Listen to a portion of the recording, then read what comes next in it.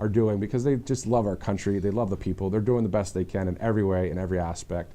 So looking forward to this swamp continually being drained. And you might have caught some of the coverage when we were at the Hispanic Ball. I was joined by Megan Kohler there, and we had the opportunity to see Bernie Moreno, the new senator, and also, of course, there's Lee Zeldin, the EPA administrator, is there on the ground as well. And Usha, our second lady, and there's the Vice President of the United States, JD Vance.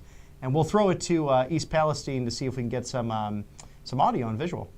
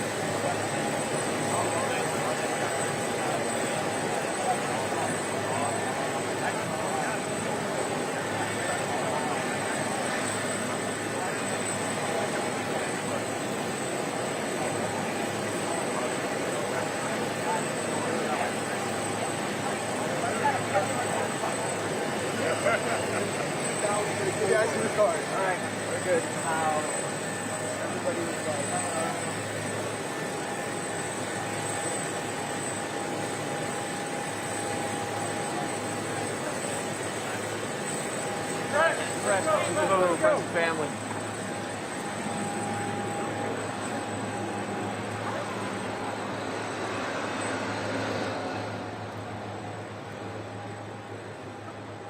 Let's just set here, please.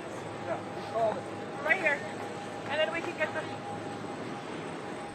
All right, so we're seeing Vivek Ramaswamy there, of course, as well, Lee Zeldin, and a number of Ohio officials, along with the Vice President.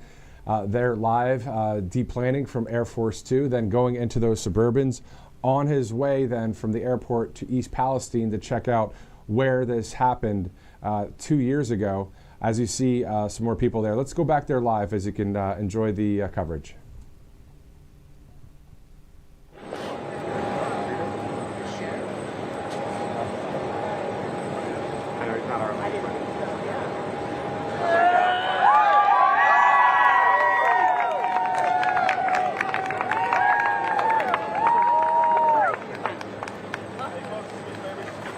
Guys,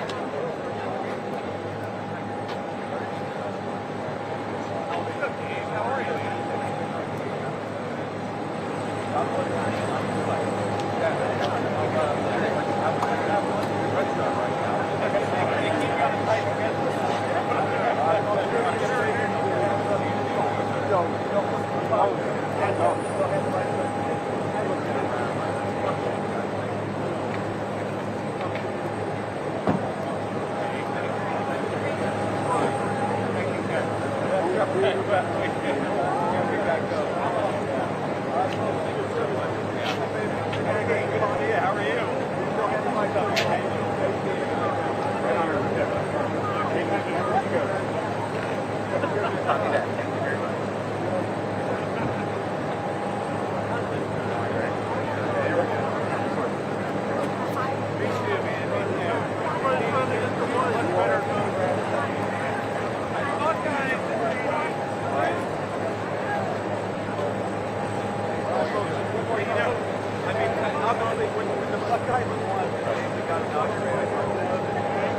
Good day in the life of the man.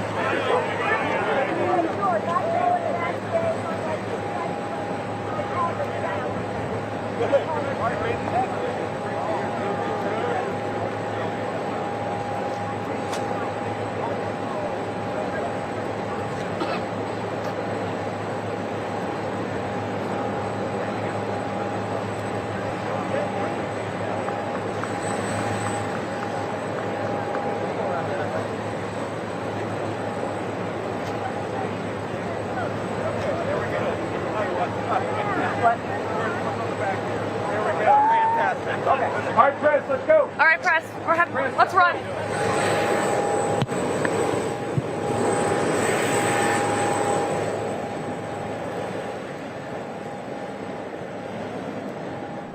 And you heard it there when the press lead says, all right, press, let's go. You got to listen, because obviously that has a lot of security implications as well, just getting into the Suburbans and heading to the next location, which will be live right here on RSBN Live. Robert McNeely and I'm Matthew Alvarez. Thanks so much for streaming in with us wherever you're watching right now, including Rumble, where I remember when you were in Washington just 2 weeks ago. Can you believe it was just 2 weeks ago? It feels like forever ago in a good way. Yeah, exactly. It's really just been so much, success in the last couple of weeks. Exactly. So many great executive orders signed, so many great actions by our president. And then you were live there in Washington at the Rumble studios there. Right. It was just quite awesome to have that coverage there. And specifically when it comes to the inauguration coverage, it was quite awesome to see the president in various aspects there. As we want to thank one of our great sponsors here at Right Side Broadcasting Network, including angelpace.com.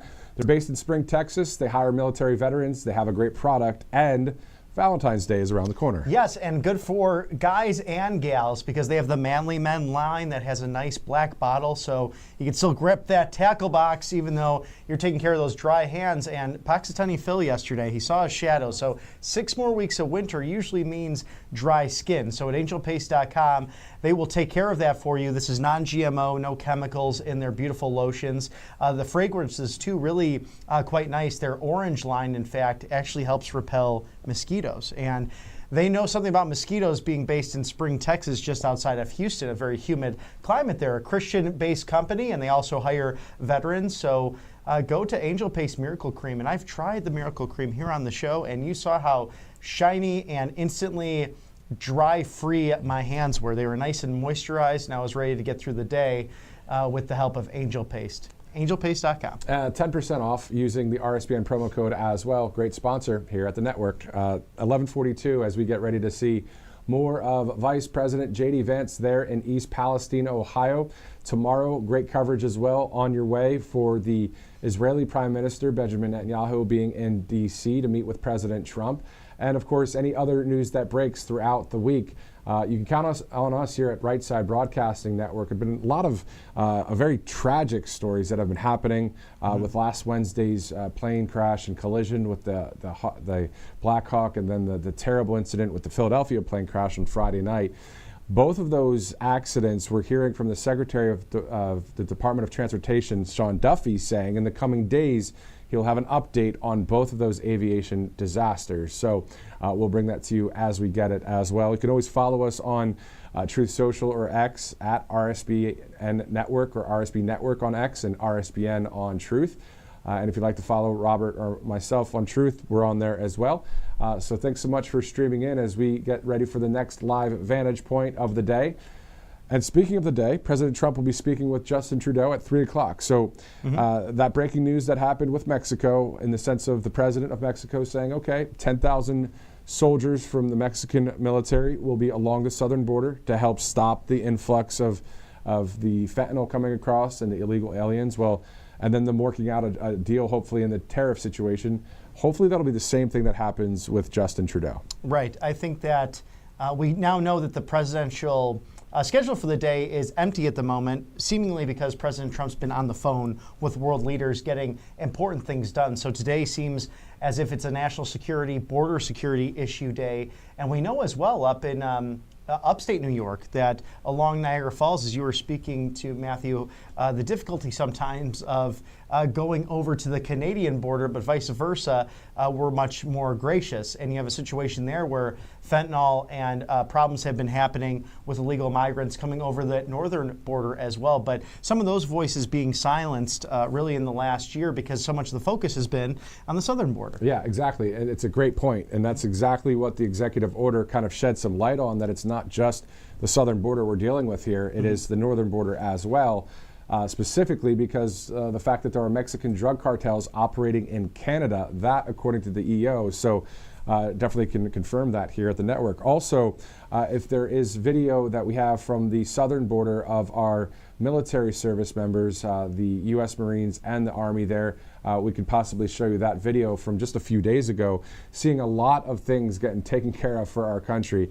You know, when President Trump said a number of things, I'm going to go to the list that I have here. I gathered over various speeches that the president had at the campaign trail. He always said to make America free again.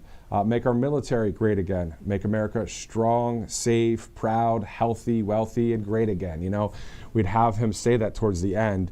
And those are the simple terms of our nation right now. Simple but great and profound.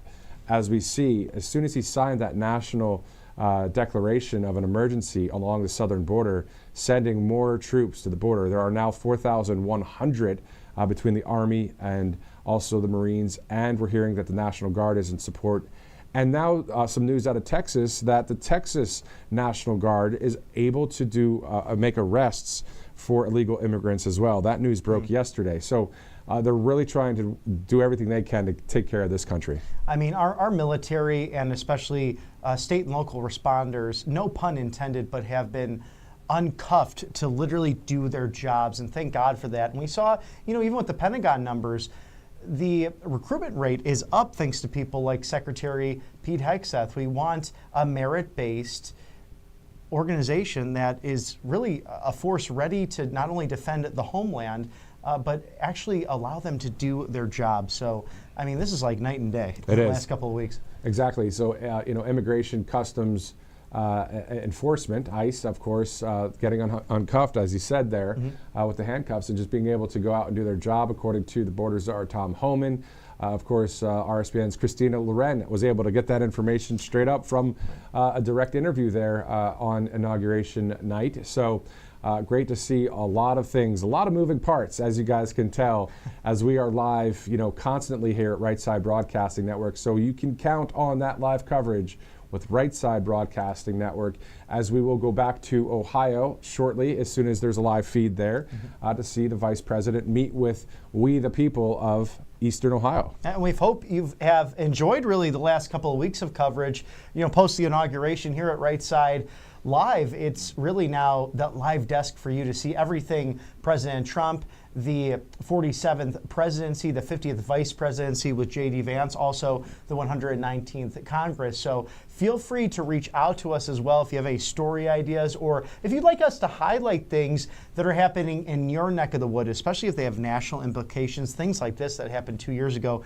in East Palestine. That's why we're happy to cover that here on the network. I believe there's now a feedback line that people can reach out to. Yep, Matthew. feedback at rsbn.tv. So it's feedback at rsbn.tv.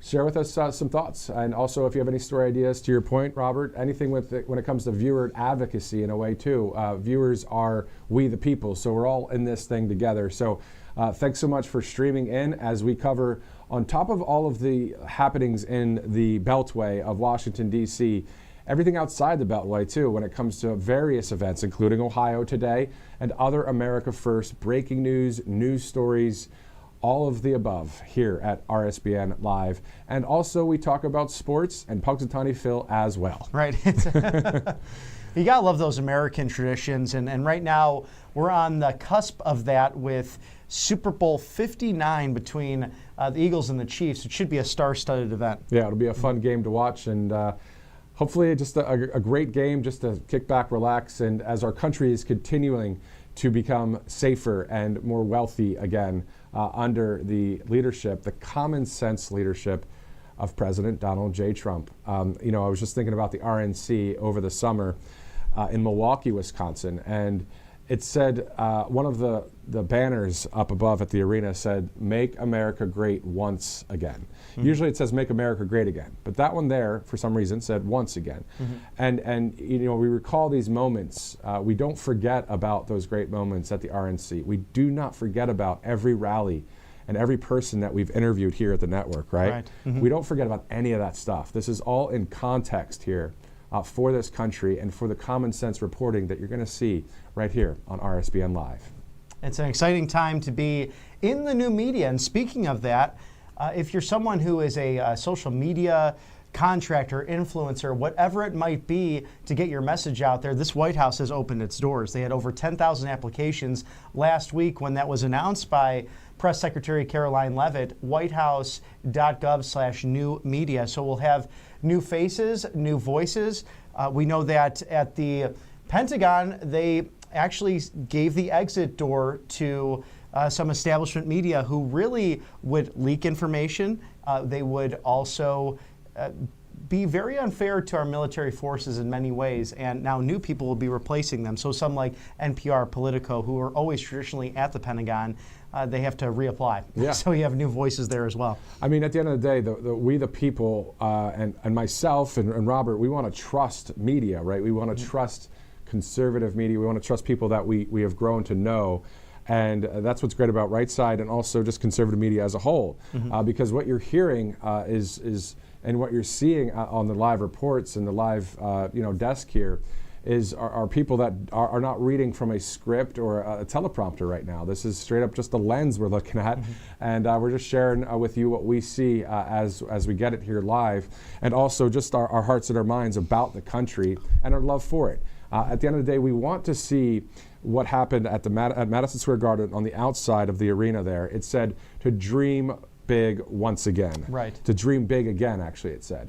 And that's what we want to do. I want to dream big again. Robert does. And those of you out there that are looking for maybe the next job, or maybe if you're a bit older in years, you just want to be able to have a nice country that's safe and more wealthy and prosperous, and get back to that patriotism that we all voted for with President Trump. And speaking of that, next year, July 4th, the 250th anniversary of our country. It's going to be so exciting, the Iowa State Fair, really to celebrate life, liberty, the pursuit of happiness, all ordained by God. And that's what the founders recognized and were put into action, called, in fact, to make a nation that was founded on constitutional Republican government, not the party, the form of government, that we are all equal under the law, and that there are certain inalienable rights that are bestowed upon us by our Lord and Savior. And it has stood the test of time, but now, wow, almost 250 years. So to see constitutional government again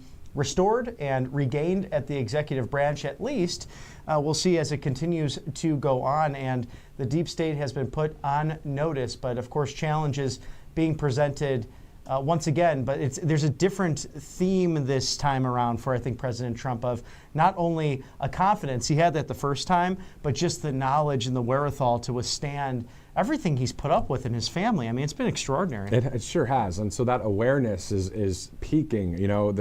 The awareness that the president has is unbelievable right now, and it's great to see as we're slowly approaching the top of the hour, heading to high noon in the East Coast, or on the East Coast there, as you're looking at 1600 Pennsylvania Avenue. The feed from East Palestine, Ohio, will be coming up here shortly, and we'll take you back there as we see the vice president just deplaning from Air Force 2, and then we'll be touring the train derailment area of where that all happened and visiting with the people there in just a minute. All of this brought to you by some great sponsors, including American Financing. Yes, they are an outstanding group that really understand Americans still have kitchen table problems. A lot of us carrying really high credit card debt, and those balances that charge us 20% or more each cycle. So it can be rough as you go month to month trying to pay off these bills, something that President Trump wants to address the new administration of cutting those temporarily so people can get back on their feet against inflation. So homeowners If you've been waiting to figure out how to get your finances in order, you need to call our friends over at American Financing. They are truly the experts, and they're saving their customer base an average of $800 per month. Saving that kind of money every month will make a difference whether you live in Auburn, Alabama, or even Washington, D.C. It's truly helping Americans from coast to coast. All it takes is a 10-minute, no-cost, no-obligation phone call, and you can find out just how much you can save personally. If you start today, you may be able to delay 2 mortgage payments. I mean, that's just gigantic when you're trying to get the American dream moving for your own life. So call American Financing today. It's 888-402-0299. That's 888-402-0299, americanfinancing.net/RSBN. Thank you for your sponsorship here at the network. I mean, $800, saving the average of that, it would be great. So American Financing, you see that phone number. Actually, let's go to the Secretary of State in El Salvador. We'll go back to Ohio in a second, as this is his second nation trip. Let's go there now.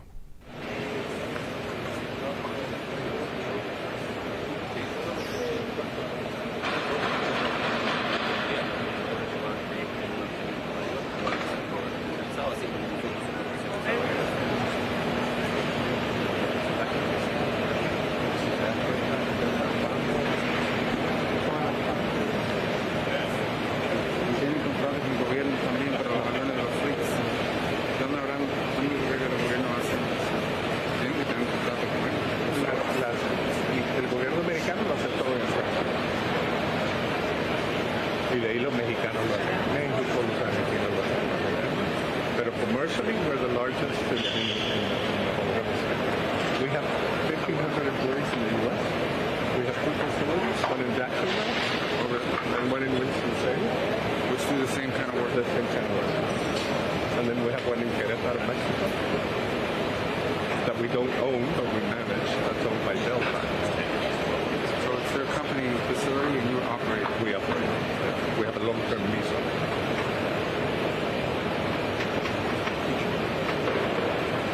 We spend a lot of money training over these kids.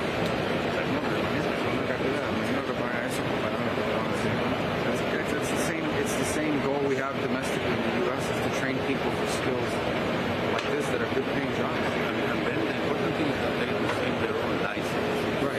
So they have something to support them. That was support them too. But this is the sort of jobs we need in order to prevent migration. Because these kids here, when they start here, they're making almost 3 times more.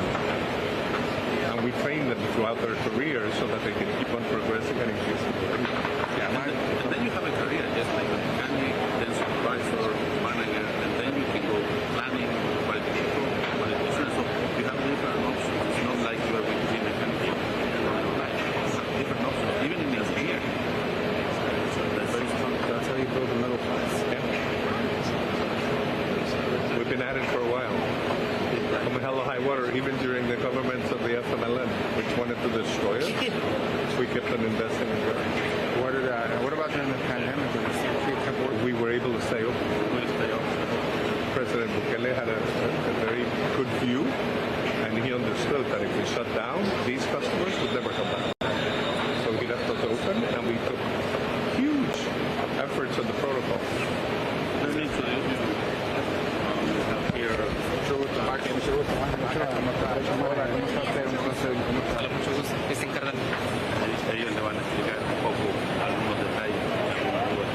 Ellos son dos técnicos de mantenimiento, yo son de sistema aviónica, soy de operaciones, gerente de operaciones. Van a encargar de explicarle un poco de lo que estaban haciendo ahorita en el motor. Okay, you want to see the one?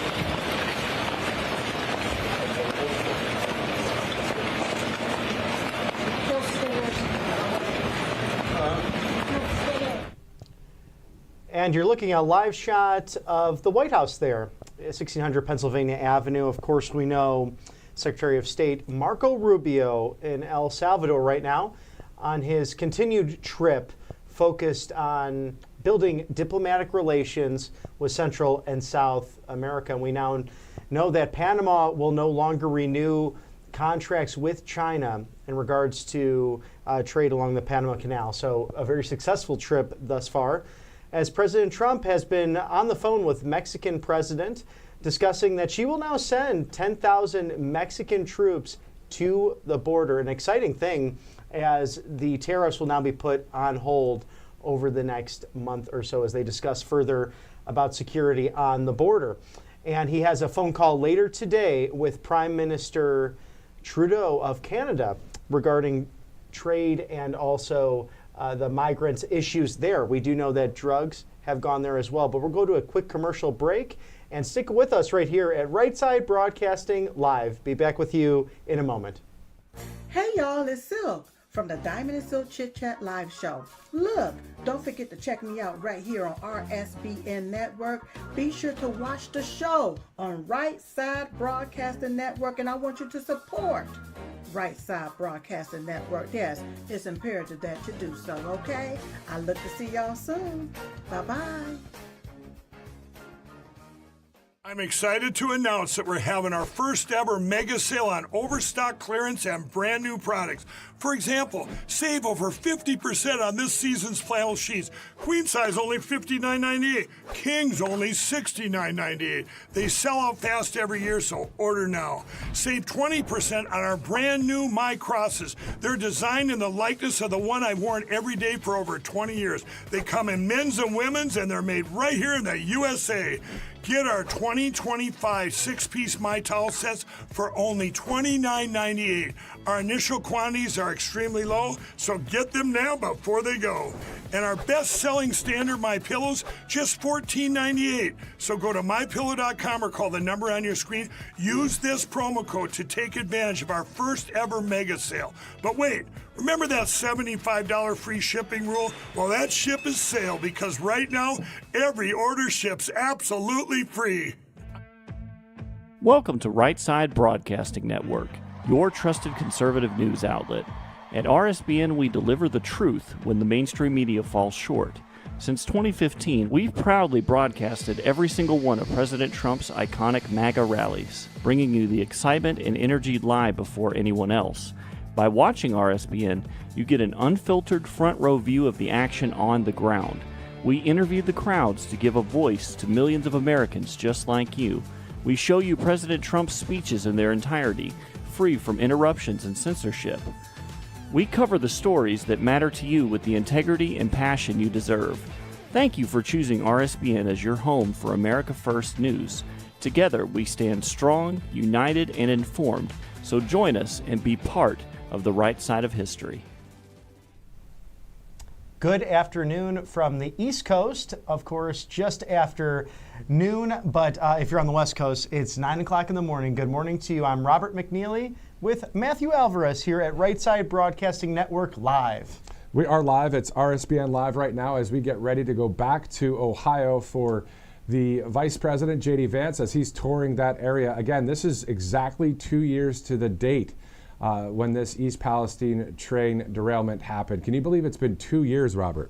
It's amazing to think about how quick time has gone, and that was the first preview, Matthew, we had of the Republican ticket of President Trump and Vice President JD Vance. Of course, then he was a senator just on the job for a month when this happened, but one of the first federal officials to get on the ground to help these East Palestinians, these wonderful people living in Ohio.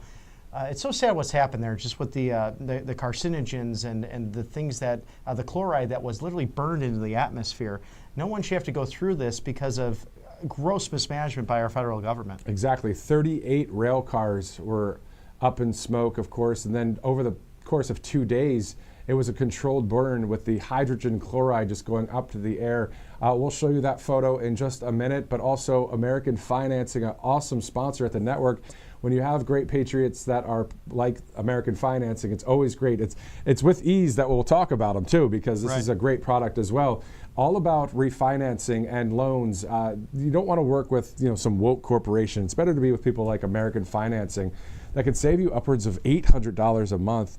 Always a great thing, especially as we're getting out of Bidenomics and hopefully forming into Maganomics here shortly, as we are now 14 days into President Trump being the 47th commander-in-chief. It's an amazing thing to think about. And with credit card rates so high and those debts being piled on to Americans, great to call American Financing today. You could do that at 888-402-0299, 888-402-0299, or visit americanfinancing.net/RSBN to learn from these great patriots who can actually save you at least 2 mortgage payments in the future. So to give you some breathing room here, of course, saving Americans an average of $800 a month. So if you are in the mortgage game right now, very smart to go to the patriots over here at American Financing. Exactly. Great sponsor here at Right Side Broadcasting Network. It's 5 after 12 here on February 3rd. It's Monday.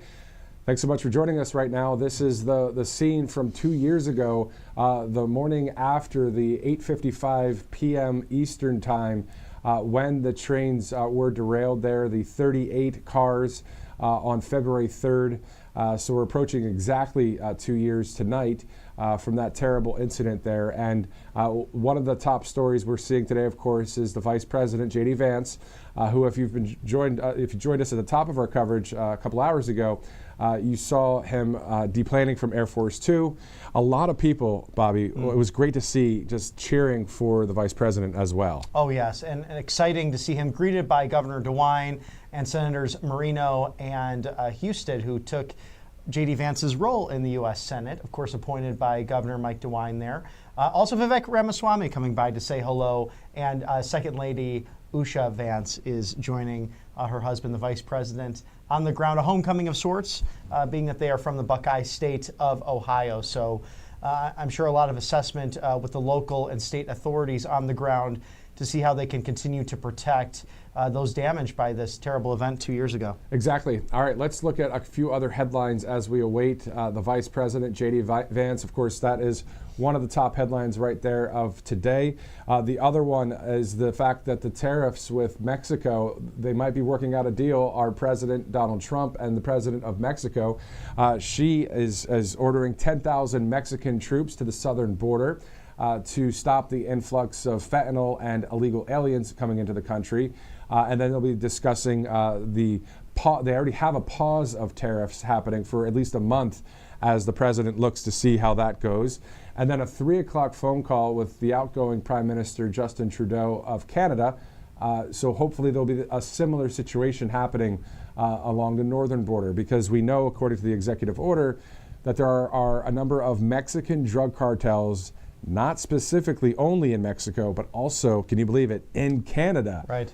Operating to get drugs into the countries. So there's a lot of things to take care of, including the Panama Canal, which we're seeing some good headway with that too. Well, you look at Tren de Aragua, MS-13, and the cartels, all designated now foreign terrorist organizations, really free reign to operate wherever they wanted to, and especially in the volunteer state of Tennessee, so many of the cells there, of course, being removed slowly but surely. Tom Homan very impressed, as the borders are, with the deportations that have existed already, but they are working tirelessly day in and day out to make America safe again. Always good. That's what we like to see, and that's what's happening there at 1600 Pennsylvania Avenue. As you guys have seen, the executive orders on repeat, in the sense of just EOs being signed at historic speed, according to the president, since day one. So that was only 14 days ago. Right.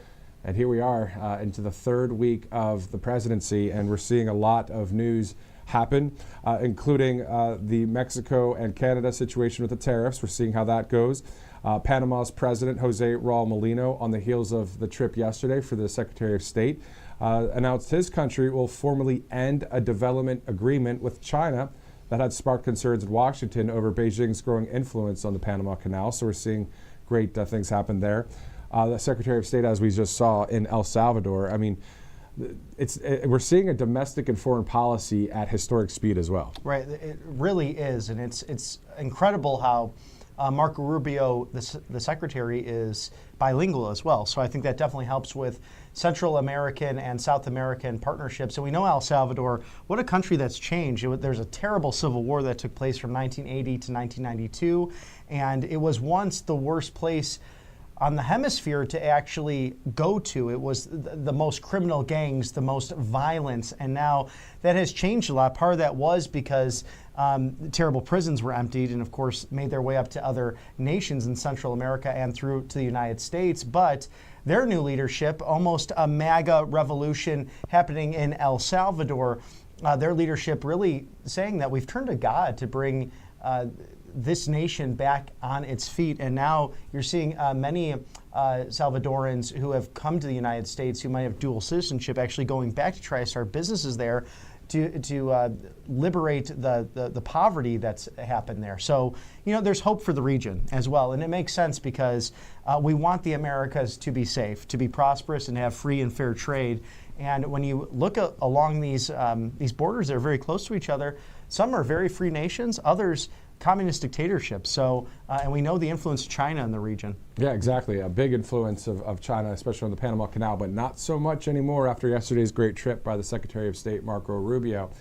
As we see domestically, we see the reformation of our country back to the Constitution and to wealth and health and safety and patriotism and all of that being restored, the restoration of the country.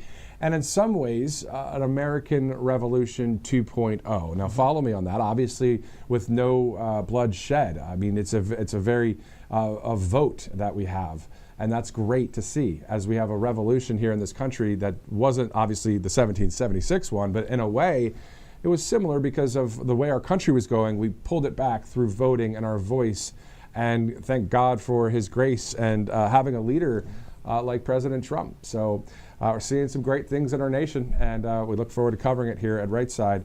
Also, back to the East Palestine, Ohio situation. When you live in a small town in this country, sometimes you feel like you're forgotten, but you're not. Right. Under this administration and under just we the people as a family, you're not forgotten. We're all on the same team. I don't care if you live in a high-rise or if you live in an apartment in a small town. It doesn't matter. We're really all in this together, and we're seeing that showcase today with the Vice President's trip. Yes, very much a united front, a united America. And you saw that America in the last election. It was peacefully and patriotically voting for common sense.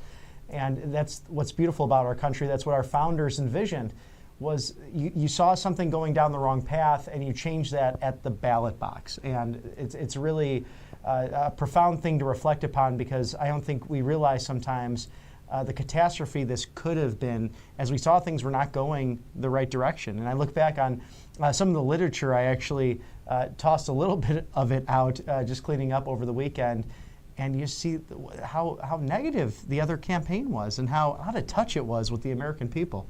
Exactly. Going way, way left, and we know when you go woke, you go broke. Obviously, the woke and weak policies fail 100% of the time, so we already know all that. That's in the past, hopefully for good, as we move forward and make America strong again, too. I mean, that's the thing.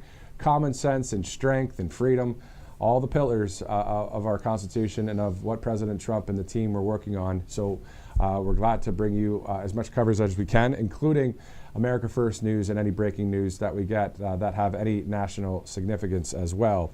12:13 p.m. Again, thank you so much for joining us on this Monday, February 3rd. As we await to see Vice President JD Vance in Eastern Ohio.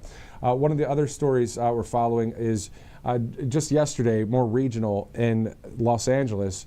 A number of people with Mexican flags, flying those flags, shutting down some highways out there. We'll see what kind of situation that, if any, will happen anymore. I mean, will it be a thing of ICE going out there or law enforcement shutting things down? I saw a line of LAPD underneath one of the bridges there with a bunch of police cars behind them, kind of saying, no, you're not going this way. So, right. We'll see if there's any developments there, but overall, great things happening in the country. Oh, no question about it. Literally, our law enforcement, our military, no pun intended, uncuffed to do their jobs. And we're seeing that on the border. And we're seeing it throughout big cities where you can have politicians like J.B. Pritzker and Brandon Johnson speaking rhetoric, but Tom Homan still moves in with his team to make sure America is safe, along with Kristi Noem, who was on the ICE raids in New York City.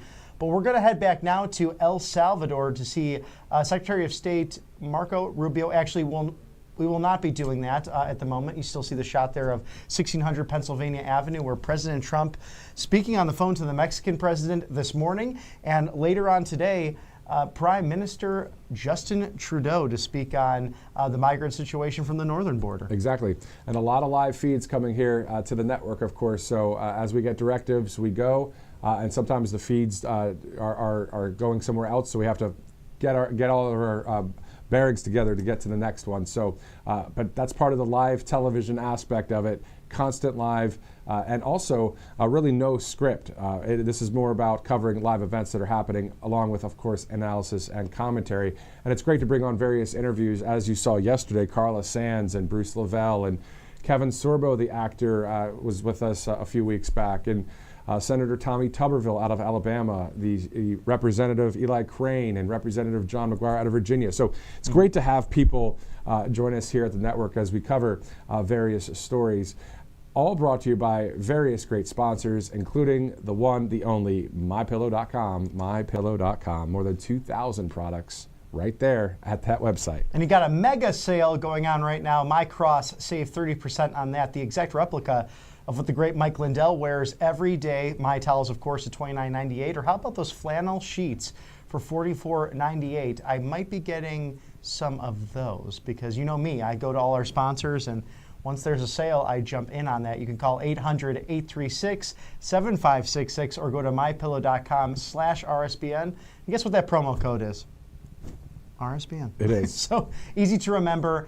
Up to 80% off everything right now. We thank Mr. Mike Lindell. Always a great guest to have on the show as well. We love interviewing him and his take and perspective on so many things, as we saw not only on the campaign trail, but everything he's working on in Minnesota and elsewhere. Exactly. Let's see if we can get Mike on the show right now. How about it? Yeah, it'd be wonderful. All right, we'll try. We'll work on that. Yeah, we'll see if Mike will join us. It's always great to hear from him at the network. And also, we're waiting for the Vice President, of course, in East Palestine, Ohio. If you're just joining us right now, we've seen various live vantage points from both Ohio and El Salvador as two of our great officials, our government officials, the Vice President in Ohio and Secretary of State Marco Rubio in El Salvador. If you watched yesterday, of course, Mr. Rubio in Panama dealing with the Panamanian government there, seeing if we can get that Panama Canal back. It's great to see all of these different moves happening by our leaders. You know what would be amazing to see, Matthew? Can we play the song Panama by Van Halen when we officially take that canal back over? I think it'd be great. It would be great. And to your point, the Texas Senator Ted Cruz said the same thing at the start of the Senate confirmation about the Panama Canal just about a week ago. And if you'd like to watch that, it's on our Rumble page. But yeah, that'd be great to hear.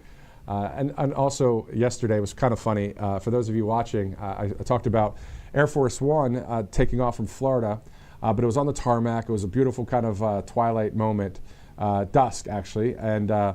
And our crew here was saying, man, I wish we had the Top Gun music on right now. Right. Because, of course, with Trump Force One, all of those rally coverage events that we had, it would have been great to have that music. But anyway, I'm going to try and reach out to Mike's team and see if we can get him on live right now as we go live there and we see in Washington, D.C. Okay, let's go now to El Salvador for the time being. We'll be right back.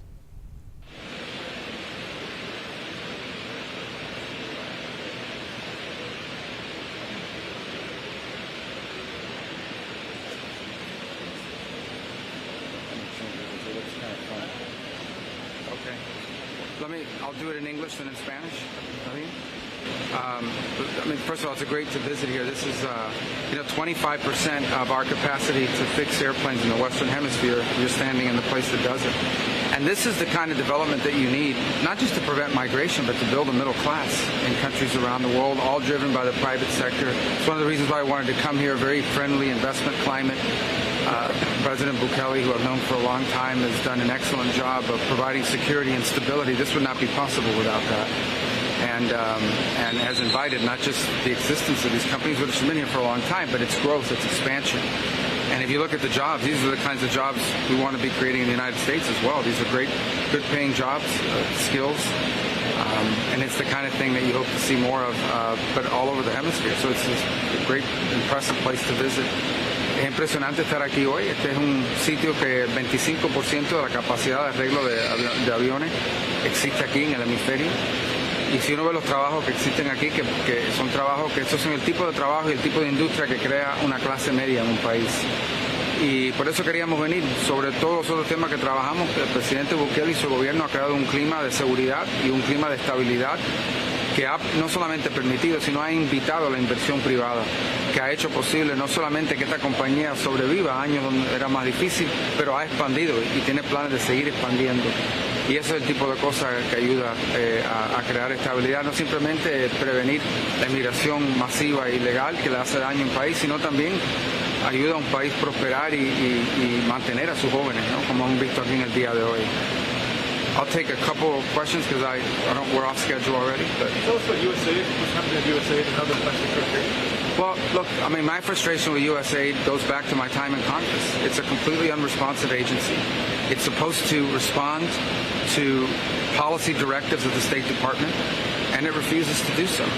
So the functions of USAID, there are a lot of functions of USAID that are going to continue, that are going to be part of American foreign policy, but it has to be aligned with American foreign policy. I said very clearly during my confirmation hearing that every dollar we spend and every program we fund, that will be aligned with the national interest of the United States. And USAID has a history of sort of ignoring that and deciding that there's somehow a global charity separate from the national interest. These are taxpayer dollars. And so I'm very troubled by these reports that they've been unwilling to cooperate with people who are asking simple questions about what does this program do, who gets the money, who are our contractors, who's funded. And that sort of level of insubordination makes it impossible to conduct a sort of mature and serious review that I think foreign aid writ large should have. We're spending taxpayer money here. These are not donor dollars. These are taxpayer dollars. And we owe the American people the assurances that every dollar we are spending abroad is being spent on something that furthers our national interest. And so far, a lot of the people that work at USAID have just simply refused to cooperate. Are you currently in charge of USAID, or are you acting? I'm the acting director of USAID. I've delegated that authority to someone, but I stay in touch with him. And again, our goal was to go in and align our foreign aid to the national interest. But if you go to mission after mission and embassy after embassy around the world, you will often find that in many cases, USAID is involved in programs that run counter to what we're trying to do in our national strategy with that country or with that region. That cannot continue. USAID is not an independent, non-governmental entity. It is an entity that spends taxpayer dollars, and it needs to spend it, as the statute says, in alignment with the policy directives that they get from the Secretary of State, the National Security Council, and the President. And it's been 20 or 30 years where people have tried to reform it, and it refuses to reform. It refuses to cooperate. When we were in Congress, we couldn't even get answers to basic questions about programs. That will not continue. That's not going to continue. Elon Musk is called a terrorist organization. Do you believe that? I've articulated to you my challenges with it, and they go back to my time in Congress. Okay, we would ask them questions. Who does this program fund? Who gets the money? We won't tell you. We don't need to tell you. We're apolitical. Well, American foreign policy isn't apolitical. American foreign policy is to further the interest of the United States.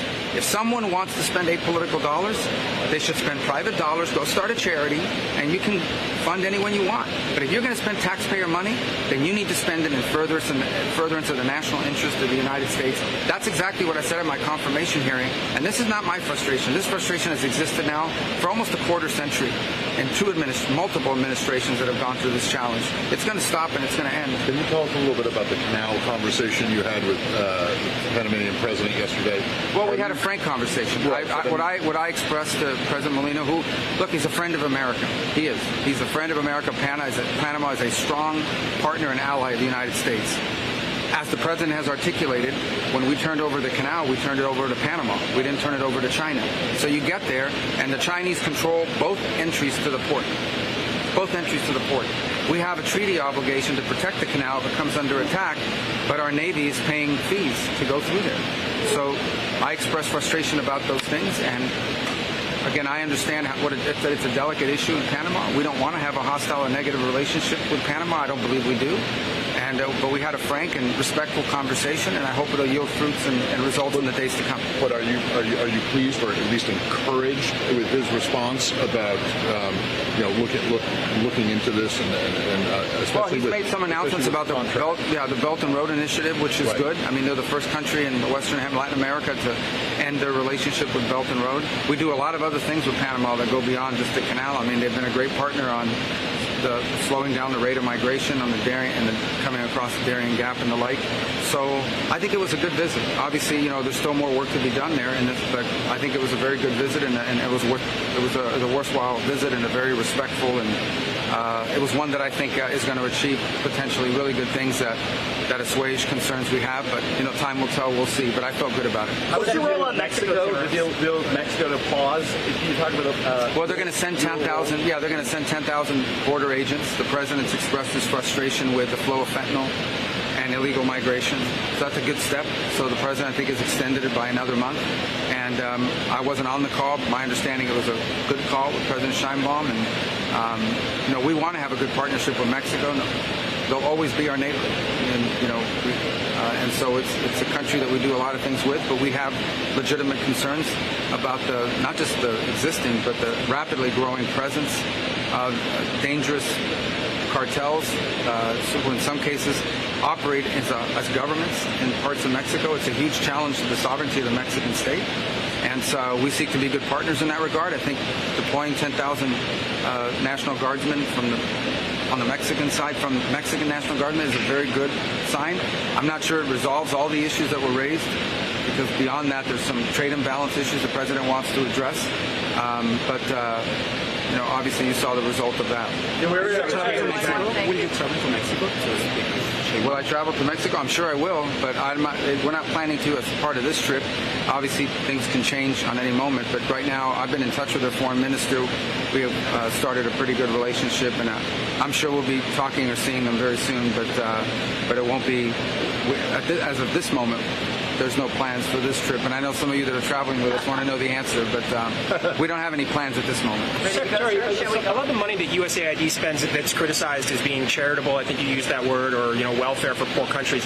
Defenders of USAID and some members of Congress say that it's in America's national interest, that it promotes stability or buys America goodwill overseas. So, I mean, what's your reaction to that? Do you think USAID does a lot of that work, but you have issues with some of the specific spending? Yeah, well, my issue, as I said, is there are things that we do through USAID that we should continue to do, and we will continue to do. But everything they do has to be in alignment with the national interest in the foreign policy of the United States. And the attitude that USAID has adopted over the years is, no, we are independent of the national interest. We fund programs irrespective of whether it's aligned or not aligned with the foreign policy. That's ridiculous. These are taxpayer dollars. Every penny that we spend in foreign aid needs to be in furtherance and aligned with the national interest in the foreign policy of the United States. So this is not about ending the programs that USAID does per se. There are things that it does that are good, and there are things that it does that we have strong questions about. It's about the way it operates as an entity. And they're supposed to take direction from the State Department, policy direction. They do not. Not only do they not take policy direction, they're completely uncooperative. When you ask questions, when you try to go in and find out, okay, what does this program do? Who's getting the money? Why was this funded? Why are we doing this? Why aren't you coordinating with the embassy or the State Department? Their attitude is, we don't have to answer to you because we are independent. We answer to no one. Well, that's not true, and that will no longer be the case. And to who all right, thank you, guys. Who have you delegated the authority to? Thank you, press. Great. Thank you, everybody. Didn't expect that.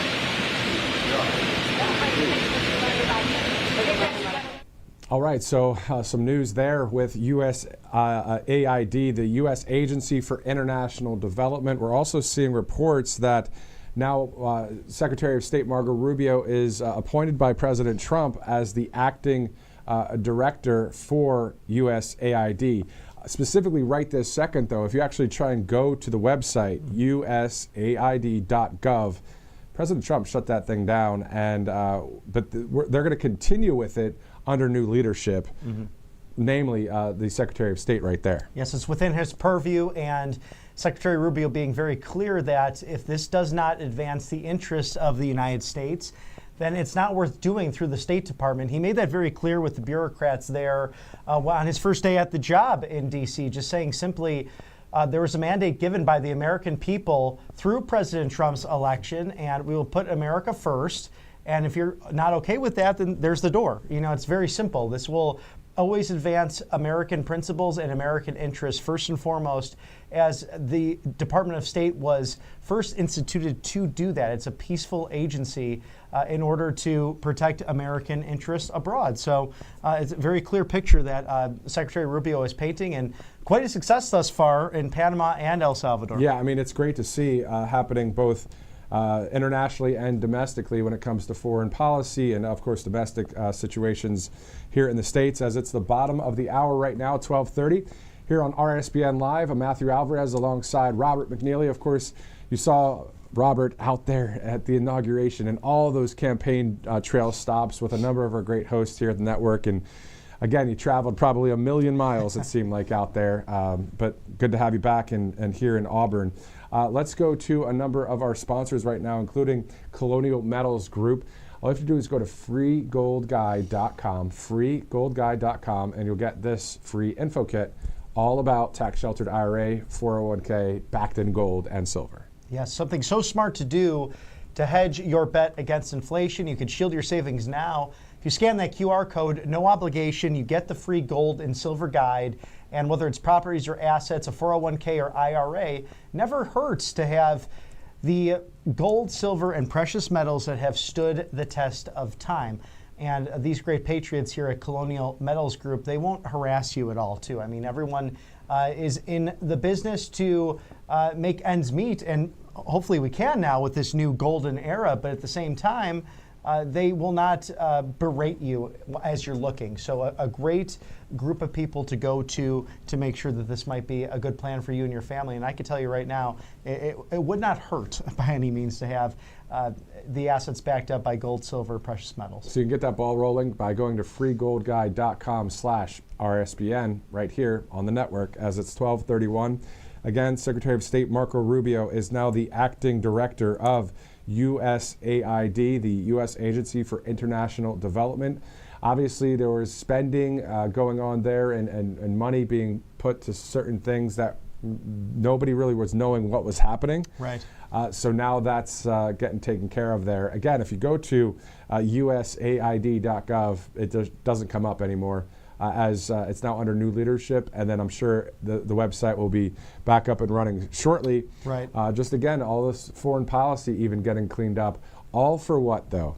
America first policies for our people. So right. It's great to see that. Oh, it's refreshing. And he said there in the press conference, too, in English and Spanish, you know, quite frankly, we are responsible for taxpayer dollars. So, again, if it's not serving the interests of advancing American principles, then it will not be spent, it will not be done. And they're getting to the bottom of it, cleaning up this deep state bureaucracy that has dominated Washington, D.C. in the last 4 years, and not necessarily with a Republican or Democrat slogan next to its name, but we know the Biden administration was egregious when it came to not only spending and sending money overseas, that you can trace that those assets as well when they go to Ukraine, billions and billions of dollars sent overseas instead of taking care of our American interests. Exactly. So that's why all of the majority of this country, we the people, said no more of that. Let's bring in President Trump to finish the job that he started back in 2016, of course, 2017 when he was sworn in on January 20th, 2017. And now here we are in February now of 2025. And again, a lot of coverage coming up today, including seeing the Vice President in Ohio. Right. And then tomorrow, the importance of the first international leader, I believe you said this the other day, of the Prime Minister, Benjamin Netanyahu, traveling to Washington tomorrow to talk about all sorts of things. So it'll be great to see that. And President Trump's been busy right there at the White House, as you can see on the split screen, 1600 Pennsylvania Avenue. On the phone in the West Wing and speaking with the Mexican president earlier today, she is sending 10,000 Mexican troops to the southern border to stop the fentanyl and the trafficking and everything that's happened on our southern border. And then, of course, President Trump saying he will delay some of those tariff promises over the next month as they continue to discuss that, see where that relationship goes. This afternoon at approximately 3 o'clock Eastern, he'll be on the phone with Prime Minister Justin Trudeau of Canada, the outgoing Prime Minister, and they will be discussing, of course, national security at the northern border as well. So it'll be great to hear the outcome of that phone call with the President Trump, and then, of course, the outgoing Prime Minister Justin Trudeau in Canada. As you take a live look there, are we looking at East Palestine? Or yes, I believe that's East Palestine, Ohio, as we get ready to see the Vice President there, JD Vance. Right near that vicinity is where the train derailment happened. So he's visiting right there, per se, ground zero of where this all happened. Again, this happened exactly a year ago to the day, February 3rd, actually 2 years ago to today, February 3rd, 2023. And we'll be seeing the Vice President there and hearing from the people. You know, you see the people with some signs, and they do cheer because obviously JD Vance part of Team Trump, and it's great to see that, and he's doing a great job as we see some cars coming through the area there. And as you zoom way down, let's see if we see any Suburbans yet. I believe maybe at the bottom of the hill, they'll be coming up in any second. But always great to see this happen here, where it's small town USA. It doesn't matter. It's we the people, and getting a response from some great leaders. Right, and this administration pays attention to people, and we saw that with President Trump visiting Western North Carolina and the Asheville area with Reverend Franklin Graham just 10 days ago, and then going to the Golden State, accompanied by our wonderful First Lady, to assess the damage there. And we saw that she was speaking actually Slovenian. She speaks 6 languages. So I think it's something people don't really realize how wonderful Melania Trump is, and how she can really be a global diplomat in so many ways, an extraordinary First Lady. And we think as well that she'll be, more vocal in a sense than the first term, really wanting to tackle such issues to really bring out the best in you. You remember her Be Best initiative too. So it's just such it's a breath of fresh air. It sure is. Have the Vances and the Trumps back there, 1600 Pennsylvania Avenue, making a difference for all of the American people. It is exactly right. 12:36 Eastern Time. It says President, and then it says slashed out the Biden word there, Institute, Stafford Act. So people holding various signs there. So we'll see the welcome of the Vice President. If it's anything like what happened at the airport, it's going to be a very warm welcome. A lot of people cheering when they saw the Vice President deplane from Air Force Two. I believe it'll be the same thing there in East Palestine, right outside of where that airport was, as we await the motorcade there in East Palestine. As of right now, let's see if there's any presidential schedule on tap. That is the public schedule. As of right now, there is no public schedule released. But again, to your point earlier, Robert, great point. He's making a lot of phone calls right now. There's a lot going on in the news cycle that he's taking care of. And just in case you don't see that in the public schedule, doesn't mean he's not doing anything. This is a guy who goes right to work. We know that the way his work ethic has really shown very clear in the last several years, being very nonstop and having working weekends as well as he did in Florida. But I was just looking up the Stafford Act. This is the Robert T. Stafford Disaster Relief and Emergency Assistance Act, commonly known simply as the Stafford Act. This was passed by the 100th United States Congress back in November of 1988. So this is disaster relief and uses federal law to assist with local disasters, and how local, state, and federal management agencies can come together in order to make that happen. So you see people there who are either not necessarily in support or protest, looks like supporters there from wanting to view the motorcade, but trying to get that point across to reenact that Stafford Act, and something looked like they did with the Biden crossed out, and then you see Trump there, and there goes a random Tesla. You know, it's funny that you say that, a random Tesla. I won't say anything further from there. Right. Because somebody I know may be getting one. We'll see. We'll see what happens. Anyway, so let's get back to the point, though. I'm not sure if in the motorcade the following people will be with the Vice President. because when he deplaned from Air Force Two, you saw Vivek Ramaswamy, you saw Bernie Moreno, the senator of Ohio, you saw the governor DeWine, you saw a lot of people, and sometimes they do or they don't go all the way to where the vice president's going. So we'll see here in a little bit. You know, the talk of Vivek possibly running for governor of Ohio would be a great move for the Buckeye State because of his common sense leadership as well. Right. I think it's really the next thing, because people have been asking, well, what's going on with Doge? Because we really just hear Elon's name now. And we now know that Vivek is clearly interested in succeeding Mike DeWine as the next governor of Ohio, and to continue this MAGA mission, this agenda of inspiring people who were not necessarily involved in politics in the past. And Vivek was one of those individuals. He was someone who actually sat out a number of different elections, but has become more passionate in recent years in order to serve the American people.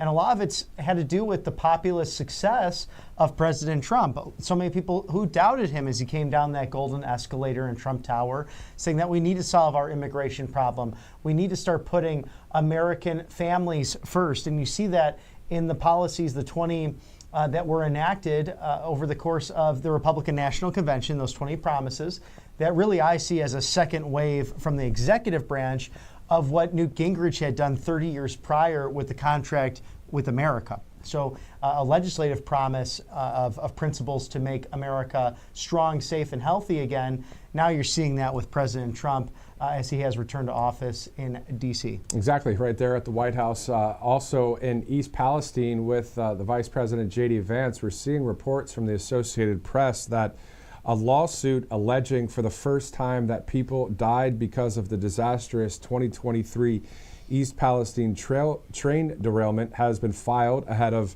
Monday's second anniversary of the toxic crash near the Ohio-Pennsylvania border amid a flurry of new litigation. So that, according to the AP, of course, that's the story we're covering today, the fact that the vice president is visiting the small community. The EPA leader, Lee Zeldin, there as well. So quite interesting, some lawsuits now happening from the outcome of that disaster that happened, again, 2 years ago. And if we have that photo from that, obviously a terrible time. And the thing that was really tough to see at the time was Biden went to Ukraine when President Trump and JD Vance, the senator at the time, visited East Palestine.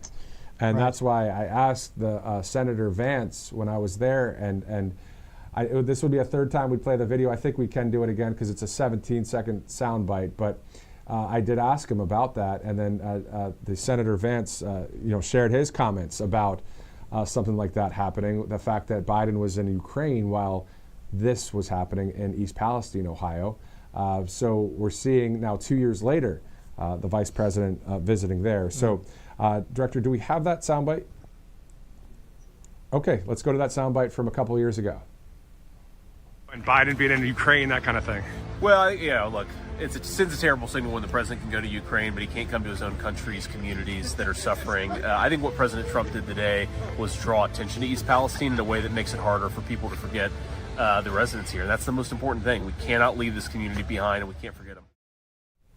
Okay, so that was from 2 years ago. You could see the action speaking louder than words as the vice president back, and then also the president Trump speaking about it on Truth Social as well in various times over the past couple years. So we'll see what the latest is out of East Palestine. But again, this is what this is about.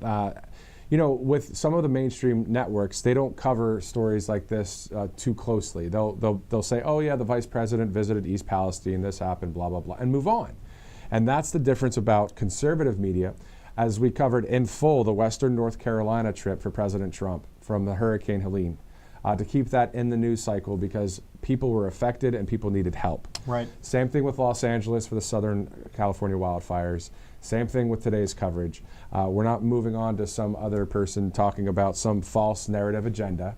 We're sticking to the common sense reporting, and I think that's what the American people really want, Robert. And you actually heard from people on the ground there. I think that was the biggest difference of President Trump really wanting to learn what was happening. And you saw them right up at the presidential podium speaking right before President Trump and Reverend Graham on the fact that they felt like they've been left behind, especially in Western North Carolina. Exactly. So that was great to see Reverend Franklin Graham, not only in Western North Carolina, but if you remember our coverage from Valdosta, Georgia a while ago, he was there as well. And it's great to see people of faith praying in various sections of life. I mean, how about that prayer again at the U.S. Capitol on January 20th from Pastor Lorenzo Sewell, who joined us here on the network the days after that. But, to bring that aspect of the freedom of religion here and say, hey, you know what? We love God, and we're allowed to say that.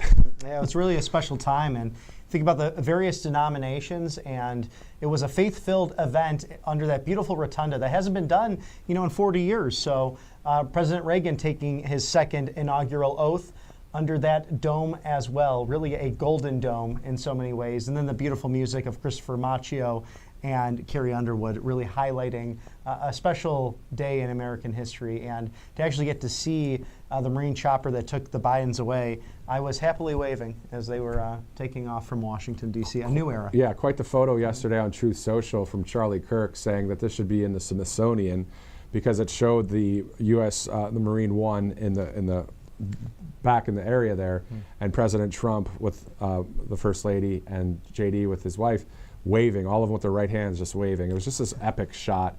President Trump actually retruthed that, but to your point, a great day. And I think the reason why the past 14 days of this administration have felt like 2 years in a positive, wonderful way is because he has concentrated so much work in each day. Right. Like, how they say live this day to the fullest? Well, President Trump is doing that for this country to the fullest every single day.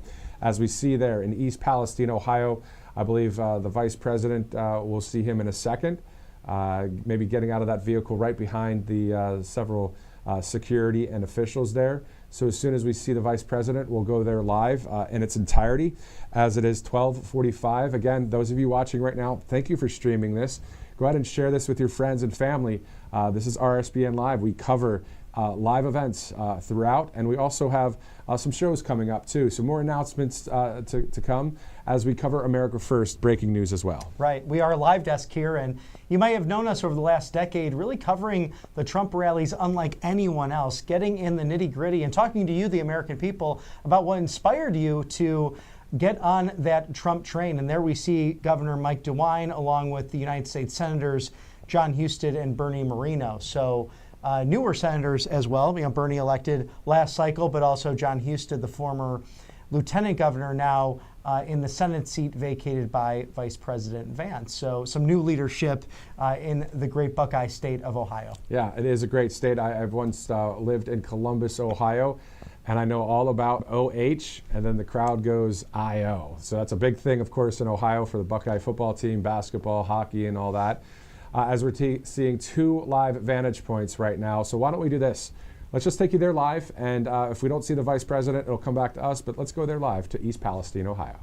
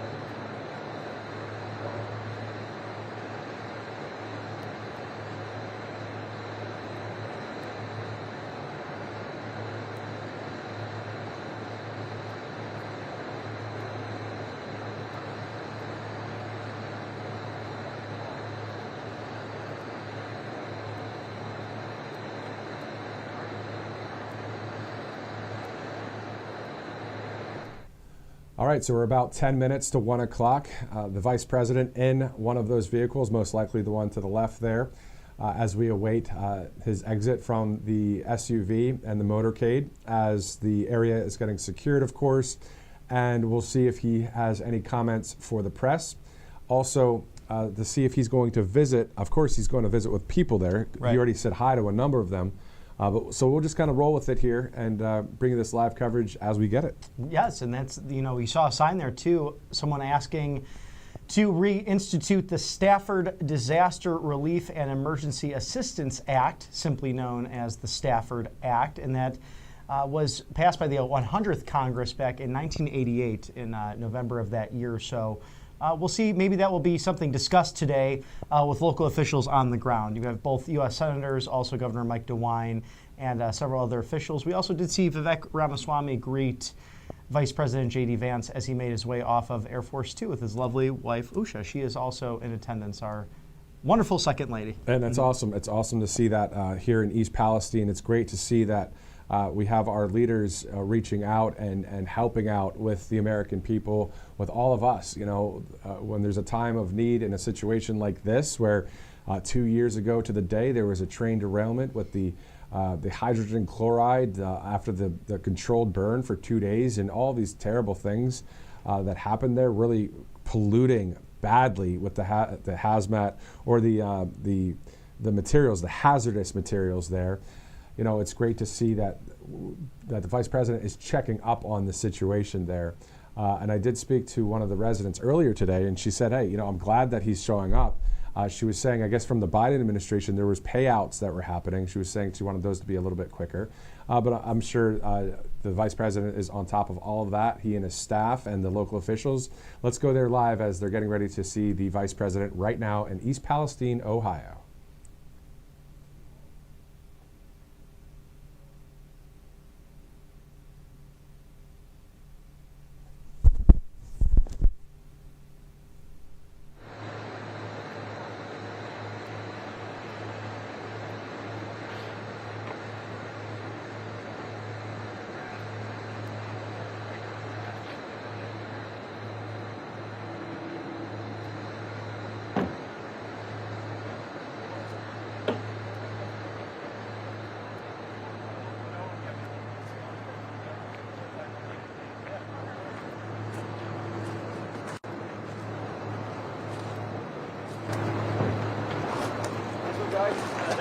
Hey. That sounds really good.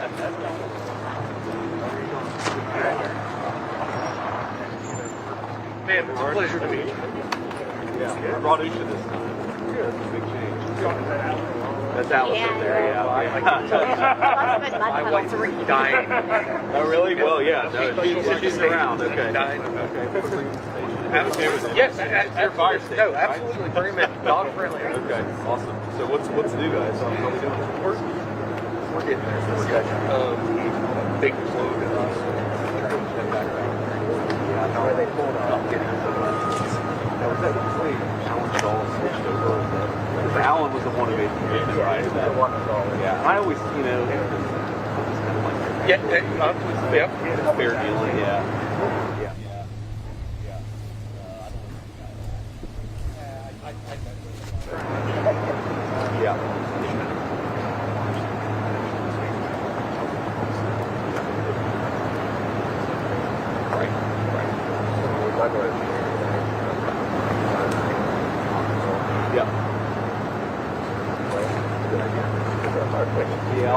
So what I'm going to do is I'll think about it. I'm going to go super hard at it, but then that will happen.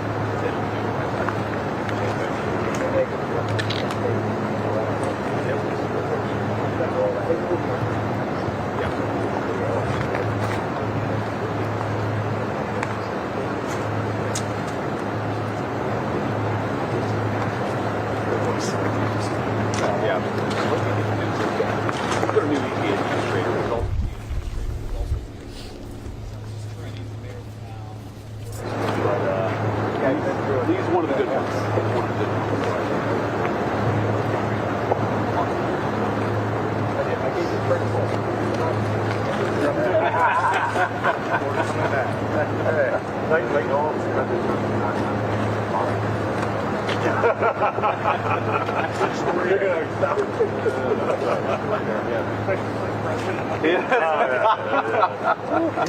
I can string a sentence together, man. It's actually, I'll give you a big compliment. I was Friday.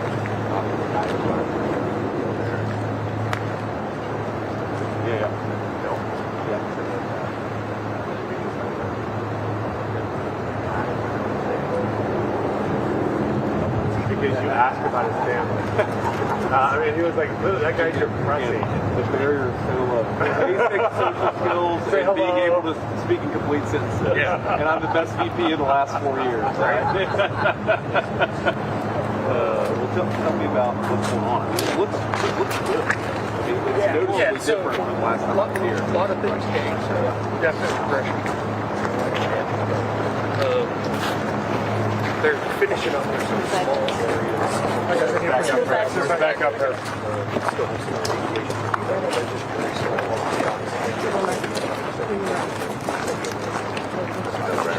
That's where the limo's going to go. So they need to move.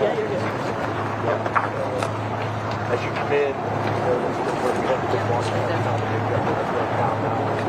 all that stuff back on. Finish it up with the owners on the ground. So yeah, we're getting there. What is much better than what is this creek here? So this is one of those. Move it back.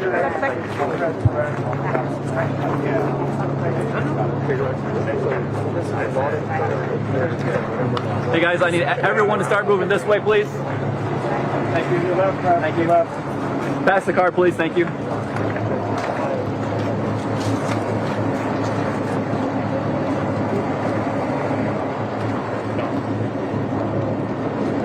Don't stand in front of the car. Because if they gotta go, they gotta go.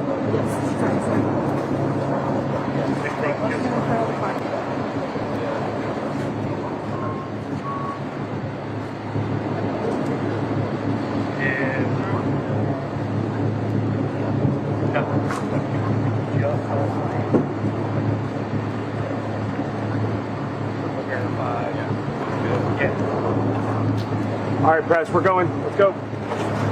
Press, let's go. Let's go, press. Hands up to the left, press. Okay, so right there near where the Vice President JD Vance is standing is where that all went down. The terrible train derailment, 38 cars involved in that derailment there, and then the hydrogen chloride going into the air after 2 days of that controlled burn. So he's getting the information from the local officials, including we finally saw the mayor of East Palestine. Right, he is there on hand with him along with the governor and the U.S. senator. So lots to observe and discuss on. Seems very jovial, a good climate. Of course, Lee Zeldin, the EPA administrator, is there with the vice president as well, in addition to our lovely second lady. Exactly. And maybe we could take a look at the photo from 2 years ago where it showed the smoke just arising above the 38 cars that had that hazardous material. It was just obviously a really terrible time, and also not a great response from the then Biden administration, but a great response from President Trump and Senator Vance back in 23. They showed up, and the crowd, of course, loved that. But still, not only just for the fanfare of it, the fact of getting things done for the people, and that's what we want to see in the country. It's not just a trip for just a photo op. This is not a dog and pony show. That's more of a career politician thing. This is more, hey, what do you guys need? Let's help you. Oh, absolutely. And the only way you find that out is literally being on the ground. And we were actually just discussing off camera that when they're with the Secret Service and discussing when it's good, when they're clear to move, as you saw the Vice President and our Second Lady waiting in the Suburban there and the SUV before speaking to the mayor on the ground, they have different code names. And we just saw that. I was doing a little research myself. Bobcat is the Secret Service code name for Vice President JD Vance. that is information that we're seeing from, I think, all over the place here. I mean, a public place that you can go to see all of that. So not sure if that's still the code name, but at the end of the day, interesting information as we see the U.S. Capitol right there on the right side of your screen, as it's a kind of a cloudy day on a Monday there in Washington, D.C. But we're following a lot of news headlines here as it's the top of the hour, 1 o'clock Eastern time. We did see on another report that DHS Secretary Kristi Noem addressing the press in New Orleans, because the Super Bowl, of course, in a few days from now, or at least on the weekend on Sunday. So some information there from the DHS secretary. So it's good to see that she's obviously focusing in on several aspects of the security measures there. But that's something, of course, for every Super Bowl. It's just the way it is, a very intensely secure area. And then also some of the other stories we're following as we see any other vantage points live from East Palestine with the vice president are the fact that the Secretary of State, Marco Rubio, visiting El Salvador this day after Panama.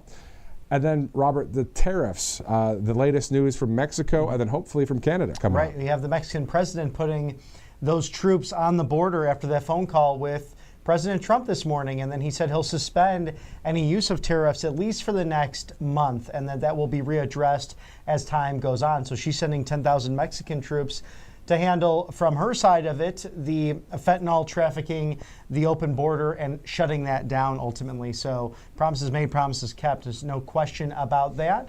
And then President Trump, I'm sure, having a similar discussion in less than 2 hours here, scheduled to have a phone call with Prime Minister Justin Trudeau to handle all of the happenings on the northern border. Exactly. And still at this point, there is no presidential public schedule released every day for the past 14 days. Usually it's done in the morning. As of right now, there's no public schedule, most likely because President Trump's been on the phone with national leaders, of nations, of course. So Justin Trudeau, the outgoing prime minister, to your point, in less than 2 hours, we'll have that conversation. We'll see what comes out of that phone call.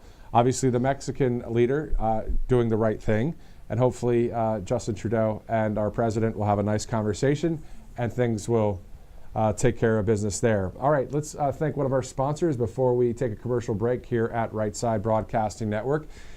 Republican Red Winery. So it's republicanred.com. A great group there, Robert. As you know, the RSBN discount code providing a decent percentage off. And these are great products, too. And how about the artwork on the outside of them? It's just a good double feature there. Oh, beautiful decoration and really wonderful wine and champagne to enjoy for any special celebration. But you also know that this family-owned winery out of Lodi, California, the Central Coast, known for its world-famous wines, this will go to different causes that you care about, whether that be Republican or conservative in nature. So these are patriots and a great family making some of the best out there in the Central Coast of California. RepublicanRed.com, discount RSBN. Something nice to have for a big celebration like the Super Bowl coming up. Exactly. Only a few days away, in a way. February 9th, of course. All right, so it is 1:04 Eastern Time. This is RSBN Live. Robert McNeely, I'm Matthew Alvarez. We'll see you in a minute. Hey y'all, it's Silk from the Diamond and Silk Chit Chat Live Show. Look, don't forget to check me out right here on RSBN Network. Be sure to watch the show on Right Side Broadcasting Network, and I want you to support Right Side Broadcasting Network. Yes, it's imperative that you do so, okay? I look to see y'all soon. Bye-bye. I'm excited to announce that we're having our first ever mega sale on overstock clearance and brand new products. For example, save over 50% on this season's flannel sheets. Queen size only $59.98. Kings only $69.98. They sell out fast every year, so order now. Save 20% on our brand new My Crosses. They're designed in the likeness of the one I've worn every day for over 20 years. They come in men's and women's, and they're made right here in the USA. Get our 2025 six-piece My Towel sets for only $29.98.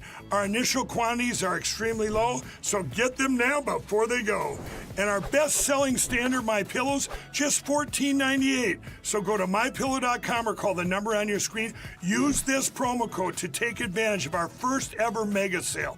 But wait, Remember that $75 free shipping rule? Well, that ship has sailed because right now, every order ships absolutely free.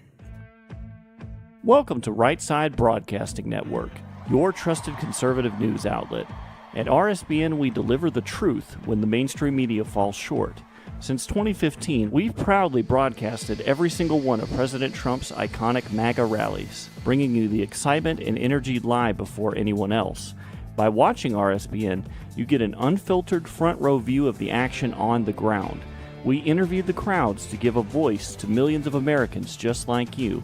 We show you President Trump's speeches in their entirety, free from interruptions and censorship.